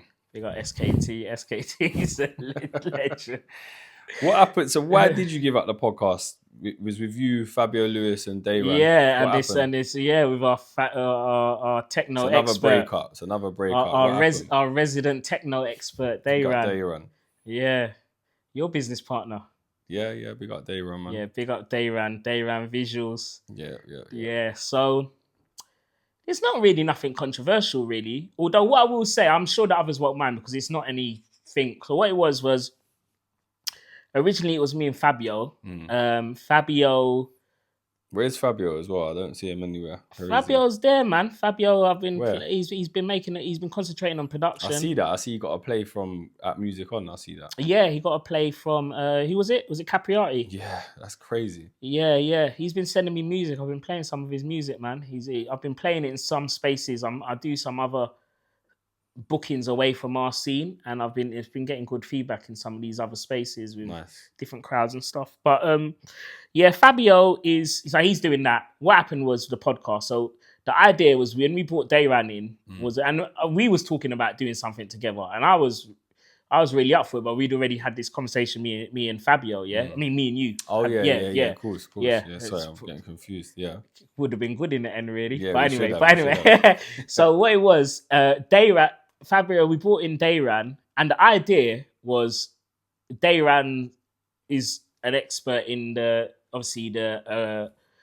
not say editing side of things, but obviously in the whole production side of things. Or he's better, he knows more about it than us. He might not be an expert. So that was the idea. And then we had a concept because we was busy, and also we was doing up the studio. So the studio wasn't in a nice location where it was, which was, my studio is in the one that we're moving back into is a very central location, easy to get to, etc., etc. So, it was traveling for people, for them, because basically it was in my house. And so that entailed stuff on them. Now, we was getting to a point, where our studio was getting done, again, because me Ling Mei, Hitti were busy people. The planned refurbishment took longer than expected. Yeah, but I was like, yeah. So there was a thing of editing the podcast, which both of them were doing. I was editing trailers and stuff like that. You can imagine if this was 3 people, like some of the stuff you do, you delegate this and that. Yeah. And it got to a point we was going to have a system where there wouldn't be much editing. The way we did live stream, a bit like, I don't know if you've seen the hub on Link Up TV. Some of them lives, there's a system where you can kind of do the editing on the fly. It might not be the pinpoint cuts because someone's doing cuts live, a bit like live TV. Yeah. But for a podcast, it meant there wasn't that process of where we're all busy doing the editing. Mm-hmm. So that was going to happen. And then, so Dayran didn't really want to wait to that point. And then, so he's like, no. And then I said to Fabio, I said, all right, cool. I had never edited the pod. So I was like, cool, this thing's going to happen. I can't, from everything I'm doing, I can't edit half of the pods. I could, you show me how to do certain, like, not even show me, like, if I go sit through your workflow, because I kind of knew what to do, but if I sit through your workflow or whatnot, then maybe out of the month that we had, I'd do 1 and he'd do 3, and he weren't up for that, which again is totally fine for him. Mm-hmm. So there weren't no like tea or nothing. It's just people just worked out. Like they were just flat out, like it was just it was taking. Obviously, there's no returns from it really as well. Yeah, no, there's no returns, and I think that so when that happened, it was a shame because we then, even though now we kicked out, like it wasn't long after that we got into the studio where we had the system in place, and I'd done a few shows with Ling Mei and stuff in that format where we do a live show on YouTube. Like we wouldn't have done the podcast on YouTube, but I would have filmed it like it was on YouTube, done it live, monitor the levels of the audio on the pod roadcaster and all of that, and then it's just a file that's going. We're not producing, after movie content, TV show stuff or whatever. So yeah, it's a shame, man. But yeah, maybe it might come back one day. Yeah, if you need a co-host, man, you know where to look. If you need a co-host, you know where to look. But I feel there definitely is a good space. But I like what you're doing. I like what I Love the Sesh is doing. Mm-hmm. Who else is doing some stuff? Is anyone else doing certain? Yeah, there's quite a few house ones, but from our from our part, even from those other ones, I watch all of them. Yeah, because with me, we're quite interested. I'm a podcast person. I can't watch Netflix because my work is just on the laptop, on the phone. I can't watch Netflix while I'm doing all this boring work that I do. 100%. I just have to listen to things. So yeah, I think they're all good, man. It's good hearing the perspective from like Jackie's podcast, hearing how all these waffs and all these lot navigate their life. Do you know what I mean? Exactly, and 100%. even Mensa and that done, I've watched all of their podcasts in lockdown. I liked all of them because I just like hearing people's stories. Definitely, you know what I mean? Definitely, they're all relatable, isn't it? Yeah, definitely. So what? Just interesting about your background. Where did you grow up exactly? Where would you where would you call? You know, I mean, it's a funny question. Even at some, when you're out and someone says, "Oh, where are you from?" Oh yeah. Where do you actually answer? Do you say where I live now? Or do you talk about where like, do you know what I mean? It's a funny question, isn't it? Yeah, especially as now we're older. Exactly. Yeah, I guess.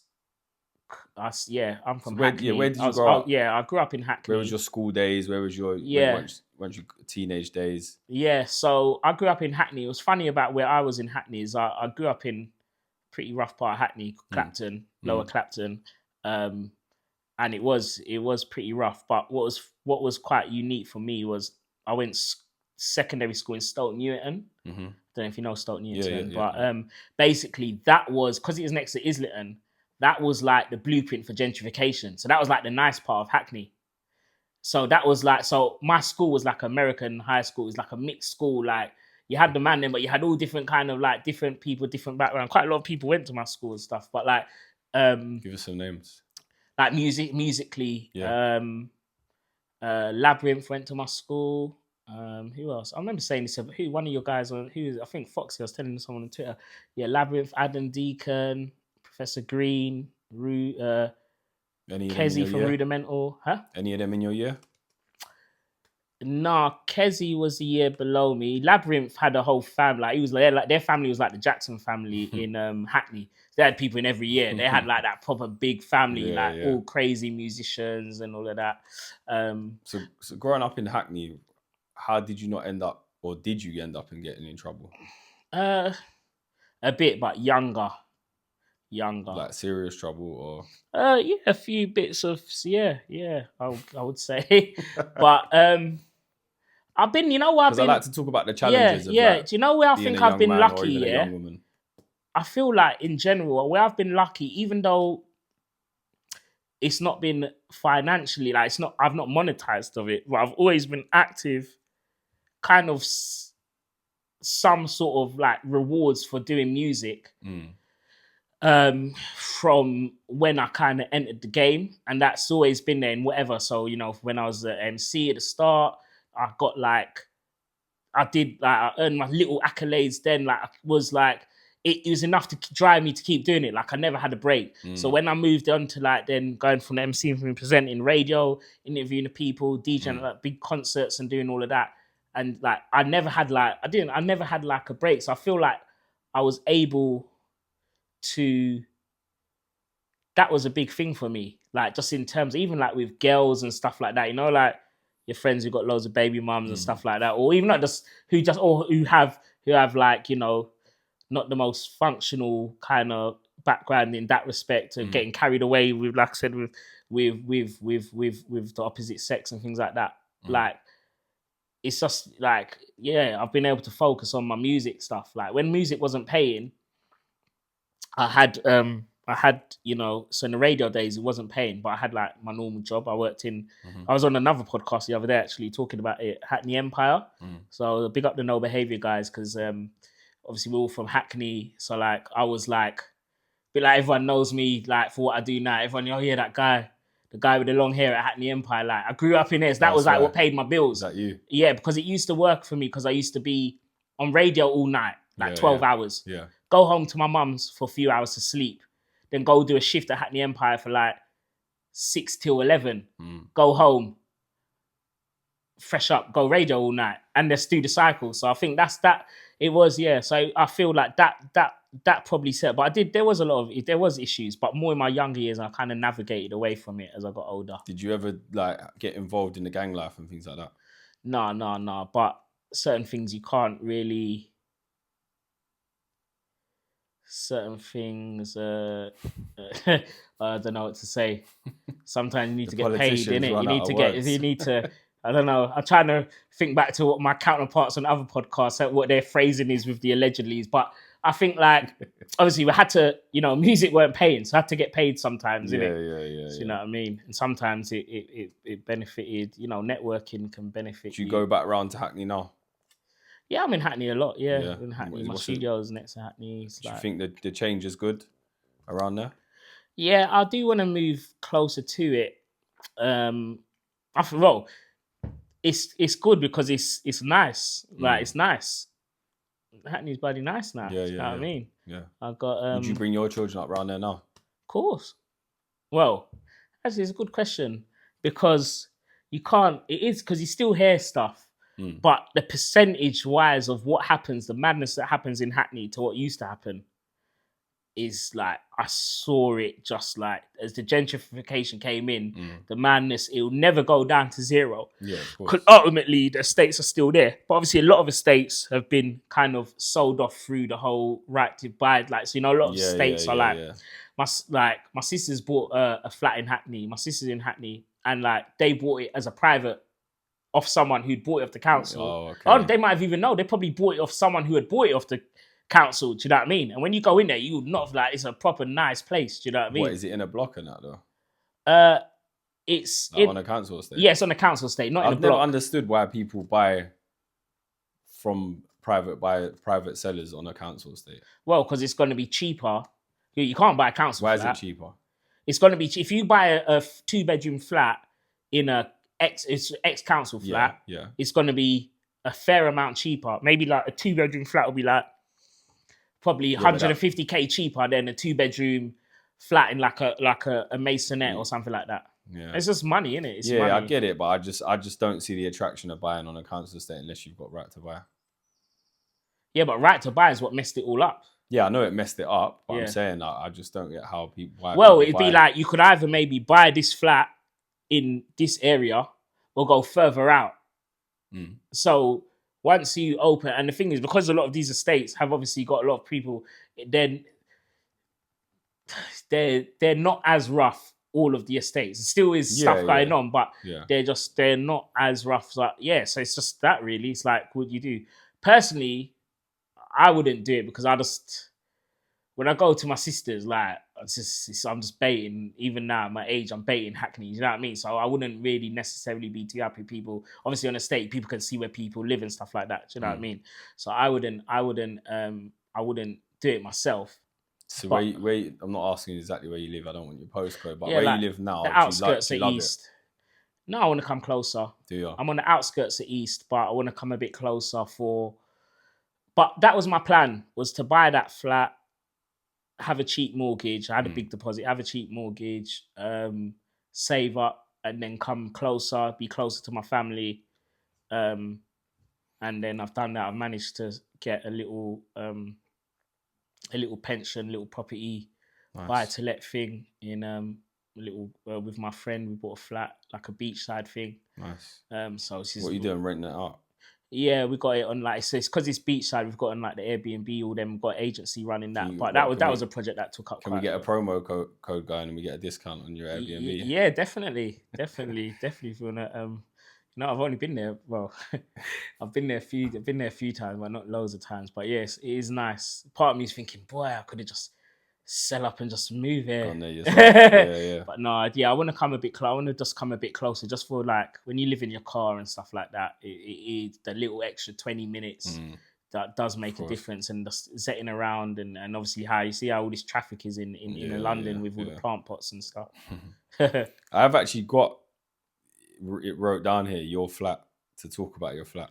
It is actually on my card. So because obviously you've done a lot of live streams from there, allegedly through lockdown and stuff. No, they were kosher. They were legit. We did live streams, and I remember you had your neighbor like messaging like on the live stream. I was talking to someone about that today because they asked me. They said to me, they replied, I put up something about my house passion t-shirt. Someone said to me, "Have you got a pool table in your front room?" Because they saw the corner of it. I said, no, it's actually my bedroom. It wouldn't fit in there. But would you believe I've not ever actually been to your flat I know. As well, I'm surprised you didn't. Invite got lost in the post.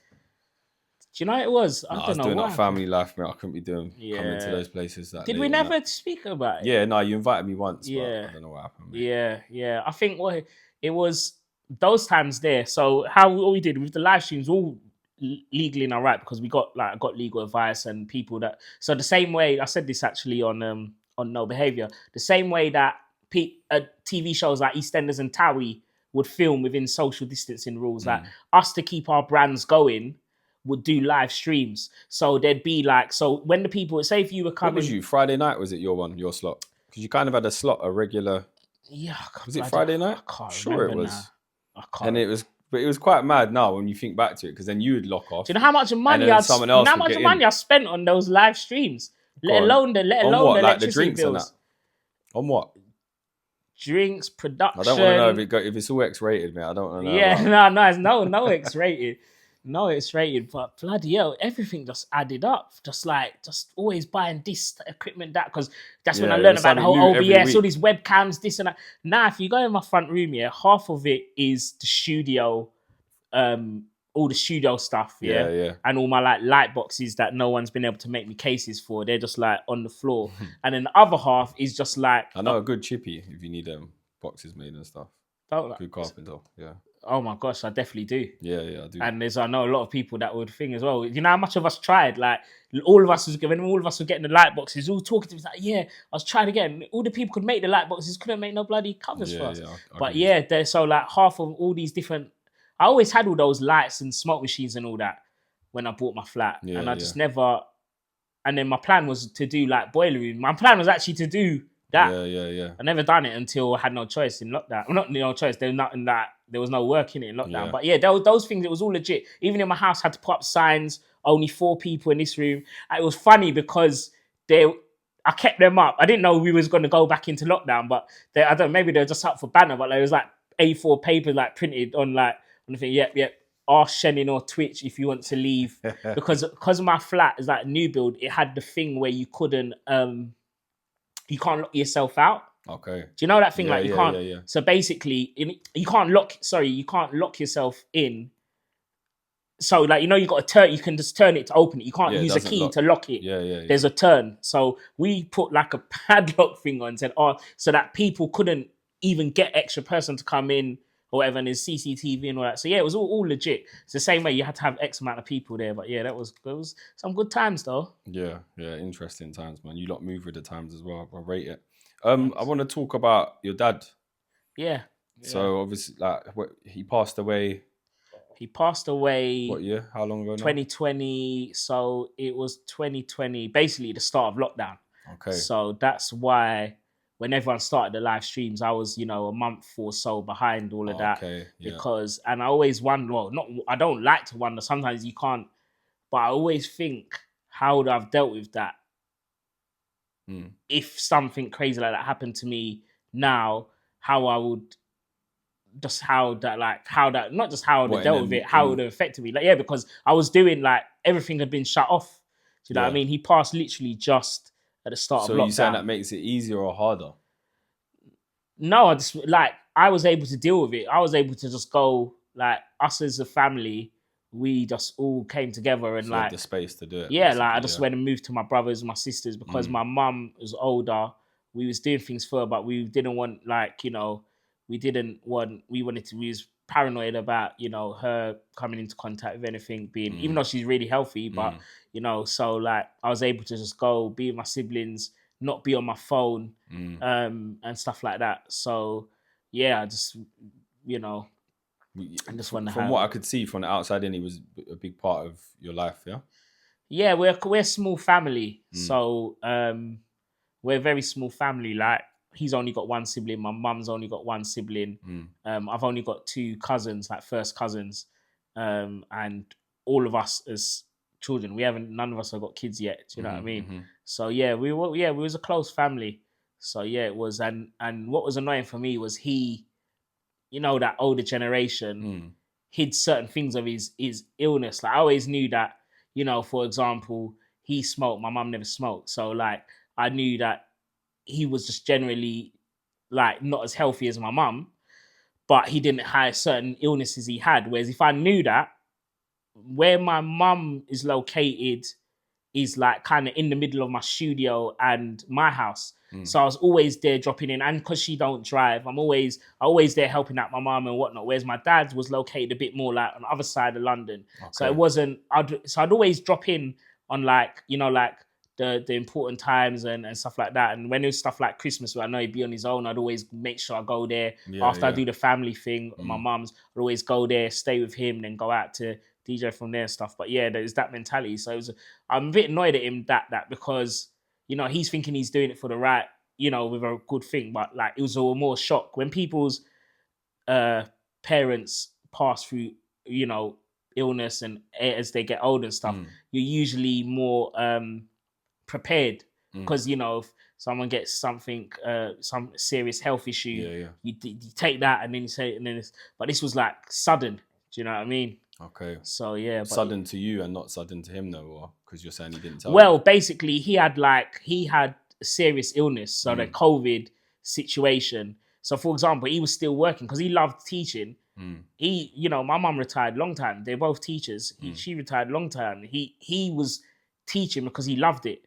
So when they said the vulnerable people should be at home, for a number of reasons, he should have been at home. Do you know what I mean? Yeah. Because there was no point for them to put it, because of his condition he had, they couldn't even put him on a ventilator. I know without going into all people's thoughts of all of that thing, but when it just comes down to just a general, if that had happened, if something happened, if like before COVID, whatever, he had to go on a ventilator, it'd be hard for him because of the lung condition he had. But I didn't even know he had that lung condition. None of us did. And I feel like, obviously it was upsetting, but I've more felt for like because I'm the oldest, like my youngest sister is 10 years younger than me. So it's like, right, like she had to deal with that at that age. Yeah, Do you know what I mean? Yeah, of course. So yeah, that was that. But yeah, it's like what was comforting. Even the other day, so me and like one of my best friends, his dad unfortunately passed away again, similar times, similar circumstances, and we've been best friends from like, yeah, we're basically family. So like we kind of was the stare for each other, even like getting the gravestones together, doing that. So we always go and give them a visit. They're near each other. We go clean up the gravestones, we go do stuff, and like just always get people coming out of the woodwork who know him, like people I know. Like, so someone saw, because we was cleaning up on Father's Day, we went and done the cleaned up their stones and stuff like that. And then some guy that I worked with just randomly was like, "Oh, do you know that person?" Because he saw him on my thing. I goes, "Oh yeah," because I got my mum's surname. So he goes, "Yeah," he goes, "Oh," and he was just like, "Oh, he was an inspiration to me, blah blah," because he was like a man of the people, and he was like worked for a union. He just helped. He just helped. So yeah, it is, those things are touching. Like they do help when you know that he's made that impact on people. Do you know what I mean? Yeah, that legacy definitely in Hackney especially, but also out of Hackney, because you know he taught in Northwest and did and just other stuff. People, yeah, like he's kind of his moves around. He was a music man as well. I was gonna say, did he have any musical influence on you? I think like he definitely pissed off the neighbours. Like it was ridiculous. Like how what was he banging up? He was a reggae man, like, but it was just he had. Well, if you think about it, actually, like he had the loft. That was his room where he could go smoke and had all his records, his music, and then he'd have like, it was like a loft conversion, and he had the pool table up there, and then we would that's why we always used to play pool growing up. But he would like, yeah, he just blast music. He used to piss off my mum. Like, it's just ridiculous. You could hear it all the way through the estate. Like, it was just crazy. You know what I mean? But yeah, he did. He used to take me like I said, never wanted to be a DJ, but he got me into music. So like, I was into like growing up. It was like very much like the reggae dancehall. That was like primary school. It was first with Michael Jackson and that type of thing. So yeah, he did get me into that. And yeah, just music. Hackney is just musical influences just all over. Do you know what I mean? Yeah. So yeah. Nice, man. Bless him anyway, man. Thank you. And you always show me a lot of like, you know what I mean? You always show me a lot of support when it comes to that, and at the time and whatnot, and even other stuff. So yeah, I appreciate that, man. Thank you, brother. What who does Shenin Amara look up to? Who's like, you could be a promoter wise, could be who is it that influences you, or do you look up to? Is there any promoter wise? Promoter wise, in terms of looking up to, there's probably two promoters that I hold on a big pedestal in terms of, because they've been there for me and what they do. I'm amazed at what they do and how if you think have been able to keep relevant, theirs just on the next level. Yeah. So one of them is Hanif. He's like a big brother. So he's just involved in so many brands and does so much huge stuff from festival, concert stuff, and has been more or less ever since I met him. Okay. And he's always been there to support me, help me, advice-wise, support-wise, just everything. And also James Garage Nation. Again, we were friends and became good friends, kind of in music, but it was nothing to do with Garage Nation. Just through how we our friendship circle with another guy called Afro, another one of my right hand men who helped me out and whatnot. And it's funny, like I think I've never even been to a Garage Nation till I think I played at one. I've never even been, but we'd been close. It's like, imagine like we've been close for these years, but I'd never been to one of your events, and you do all these, the big events, or whatever. So yeah, like they smash it. In terms, I was more thinking when I didn't figure that straight away, but DJ wise,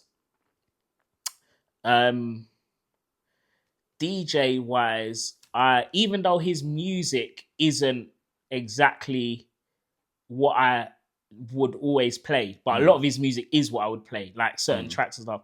I think what James Hype is doing is sick. Like, I just think his technical ability, what he does, how he gets it with the branding and everything he does. He's like quite an all-rounder, really. It's just but at a high level. Yeah, he's just and because if you watch his documentary, which he does, like he literally his everyone's seen him sell out drum sheds and all of that. It's crazy stuff. But like literally, he's going and these people in the crowd, like they got his t-shirts on every part of the globe, and I've seen it, and like I saw his development from like 2015, 16 when he first started dropping tracks and stuff like that. So I look up to him for the technical ability of a DJ, what he does and whatnot, and also how he does things. Again, musically, there's other DJs that like are proper that I like, I like a lot. There's loads of DJs like, but that's not really a question. But yeah, it's inspirational. I guess like my content wise, I said this before. Like I got my little vlogging camera. I got one a few years ago. I used it once, recorded one set with it. Then I got the new version, and I've managed to use it like for content, like for like the raves. But my plan is to maybe start doing some little vlogs and stuff like that. Get on it. I've actually been saying the same thing to myself, bro. You should, man. You should. Thinking, I started filming them because even like I like what Jerome 6 does and things like that. Yeah. There's loads of people that do it, and I love it. And I enjoy watching. I think the amount of stuff, even same as you, the amount of stuff we do, people we know and see behind the scenes, in front of the camera, behind the camera, whatever. There's so much stuff to put on. I was thinking, it doesn't matter. We'll see if it comes out. But I was thinking of tomorrow when I go Pioneer Place, because of the football. It's going to be showing the football. I was thinking, should I bring my camera and do a little couple of vox pops 100%. And chat to people? Well, no, that sounds good on paper. I'm going to see if I do it, because also it's doing it and then it's editing it. That's the problem. Bro, just do it. Yeah, I'm going to try and do it. But what it is, because of the technology now, you don't need to do all that syncing up. Like the wireless mic syncs up. That's a big part of it. Syncing up with the audio. The way DJI has got this syncing up with the audio thing is so good. That's the main factor. Yeah. No, definitely that. So let's put that on the list of something we want to see from you in the next couple of months. Yeah, let's see. I've got, because you know what? I'll match you. How about that? Yeah, because the way I've been doing the content, like the assets and stuff like that, it's like a tester of that, if that makes sense. Yeah. And it's so much easier. I'm enjoying these new videos. But it's just like it's me using it on this more short form stuff for the events. Yeah. But theoretically, I could do that on like a 5-minute vlog. Yeah, easy. Do you know what I or mean? Even a 1-minute vlog, bro. Even on a 1-minute vlog. You know what I mean? You can do that. Yeah. Big up the vlogger though. Mashtag is Mashtag Brady's my favourite vlogger. Yeah. Do you know him? No. Have you seen that mad guy on TikTok? Yeah, and he started for some mad guy that used to just eat food, bare nasty, like cheeseburgers and all that. But he's like a vlog. He's like a lads kind of thing. Okay. Like a lager lad. Like he just Where goes. Is he? Huh? Is he the one that's in Thailand and all that? Yeah. Oh, and he's 6 and all that. Yeah. I'm not a fan of his. He's banner. Listen, you say that, but it's a bit like people who don't. I'm not writing him off, but no, it's a bit like people who don't. Who's like, I think South Park's dead. Like when you watch it and you get into it, like trust me, he is Joe. I know your type of humor. If you would like the algorithm put me to him. I have watched him. But you know it is. He just kept vomiting, and I was like, you know what? Yeah, but you watched the wrong things. That's what I'm saying. It's like no, but there was one he was mugging someone off as well, and I wonder what one. I think it was the one where he's saying, "Oh, I'm a pedo" or something like that. He was making the guy say it. The guy was foreign. Are you sure it was him? Yeah. If it's like the chubbyish guy who's like northern or something. He's Midlands with like bald head. They say he look like what's it? Flair he looks like. Yeah, and he just travels the world and that. And you know what? But he done that, and I was like, do you know what? I didn't like that. I need to see that one because he does get drunk and he is a thing, yeah. But he is a proper. Yeah. But you see, compared to some of these other TikTokers who are like all scamming. What you see all these other TikTokers, even though we're going off the subject, yeah. But they do like like they make them try and get them to sign up to Forex things and all that, and sign up courses. He doesn't turn. He turns down all of them stuff. He's just being him and I rate that. But yeah, look, you know what? Our Maximum's a fan of him, yeah. So ask Maximum, like, give it a go. I have. Watching a 1-minute clip. There's loads of people that. I genuinely followed him for a bit. Okay. I was following him, and then when I saw that one, there was a couple like, and I was okay, fair play. But I don't watch enough of them. Fair play. But right, when was this is random. When was the last time, we're gonna wrap it up in a sec. When was the last time you got recognised for being on Lord of the Decks? Fuck yeah. Do you know what? I think there was a time, which you probably know, like, you know how there was a time where like once a year someone would blog it, like, Grime Daily or someone will post it up or something. I think the last couple years, I'm definitely gonna use that for the promotion. Okay. Oh, flipping hell, yeah. It's gonna come out. I'm gonna put it back. Before that's when I grew my hair. My hair was a mess. It's just sticking out. What made you spit on that? Because was you a DJ at them times? No. That was. Oh, so that's when you was like fully in college. Then I was in college. So you was fully you was an MC. Yeah, like just an MC. I didn't want to be a DJ. Okay. I went on to DEJA. No. I went to no. That was before. But yeah, the most recent time, someone who didn't know, and close a couple years ago, Majestic. I think someone showed Majestic, so he was at radio, and I think was he with Policy or someone. Policy used to be in SLK, innit? Someone, he was with someone, and anyway, he done a little video to me or a story or something and showed it. But I think a couple times like Grime Daily and that post it because of that part of what it was. It was like one of those. It was just like one of the first ones. That's why people remember it so much. I think there was loads of DVDs in it, and I guess the other ones have become notorious as well. That was 100%. One of the most famous ones. Right, my last question is going to be real random, and it's not even written down. It's just a spontaneous one. Name me your top 3 grime MCs of all time. Grime MCs of all time. Top 3. All right, so first one's easy. Skepta. At number 1. Defo. What it is, it's like, I would like to say Dizzy, and the reason why I say, I just feel that Dizzy had a huge impact on me, obviously there's so many and also like, I was around like a lot of them, like whatnot. Do you know what? Let me rephrase it even better. This is even better, because you know, like you just start overthinking, innit? And you think, who had the best album? Definitely. Oh, who had the best? No, Who was a sick? But do you know what? If you could put a set together of 3 MCs, who would it be? Yeah, so Dizzy, Skepta, and let's just pretend they're all in their peak as well. It's not now. This is them all in their peak. Skepta, Dizzy, going back to back. You know, when you see in them interviews and they say, "Oh, that thing," as people say, because it's their pals and that. But I think Skepta, Dizzy, and I think I have to go for Wiley, because obviously D-Double's there, yeah. Do you know what it is? Because you know what? Wiley's helped me out, and I've known like. No, I'm talking about no. What I'm saying is no. But I'm saying not just Wiley's helped me out, but you know what it is. You see that Sidewinder set with Wiley and Dizzy, yeah.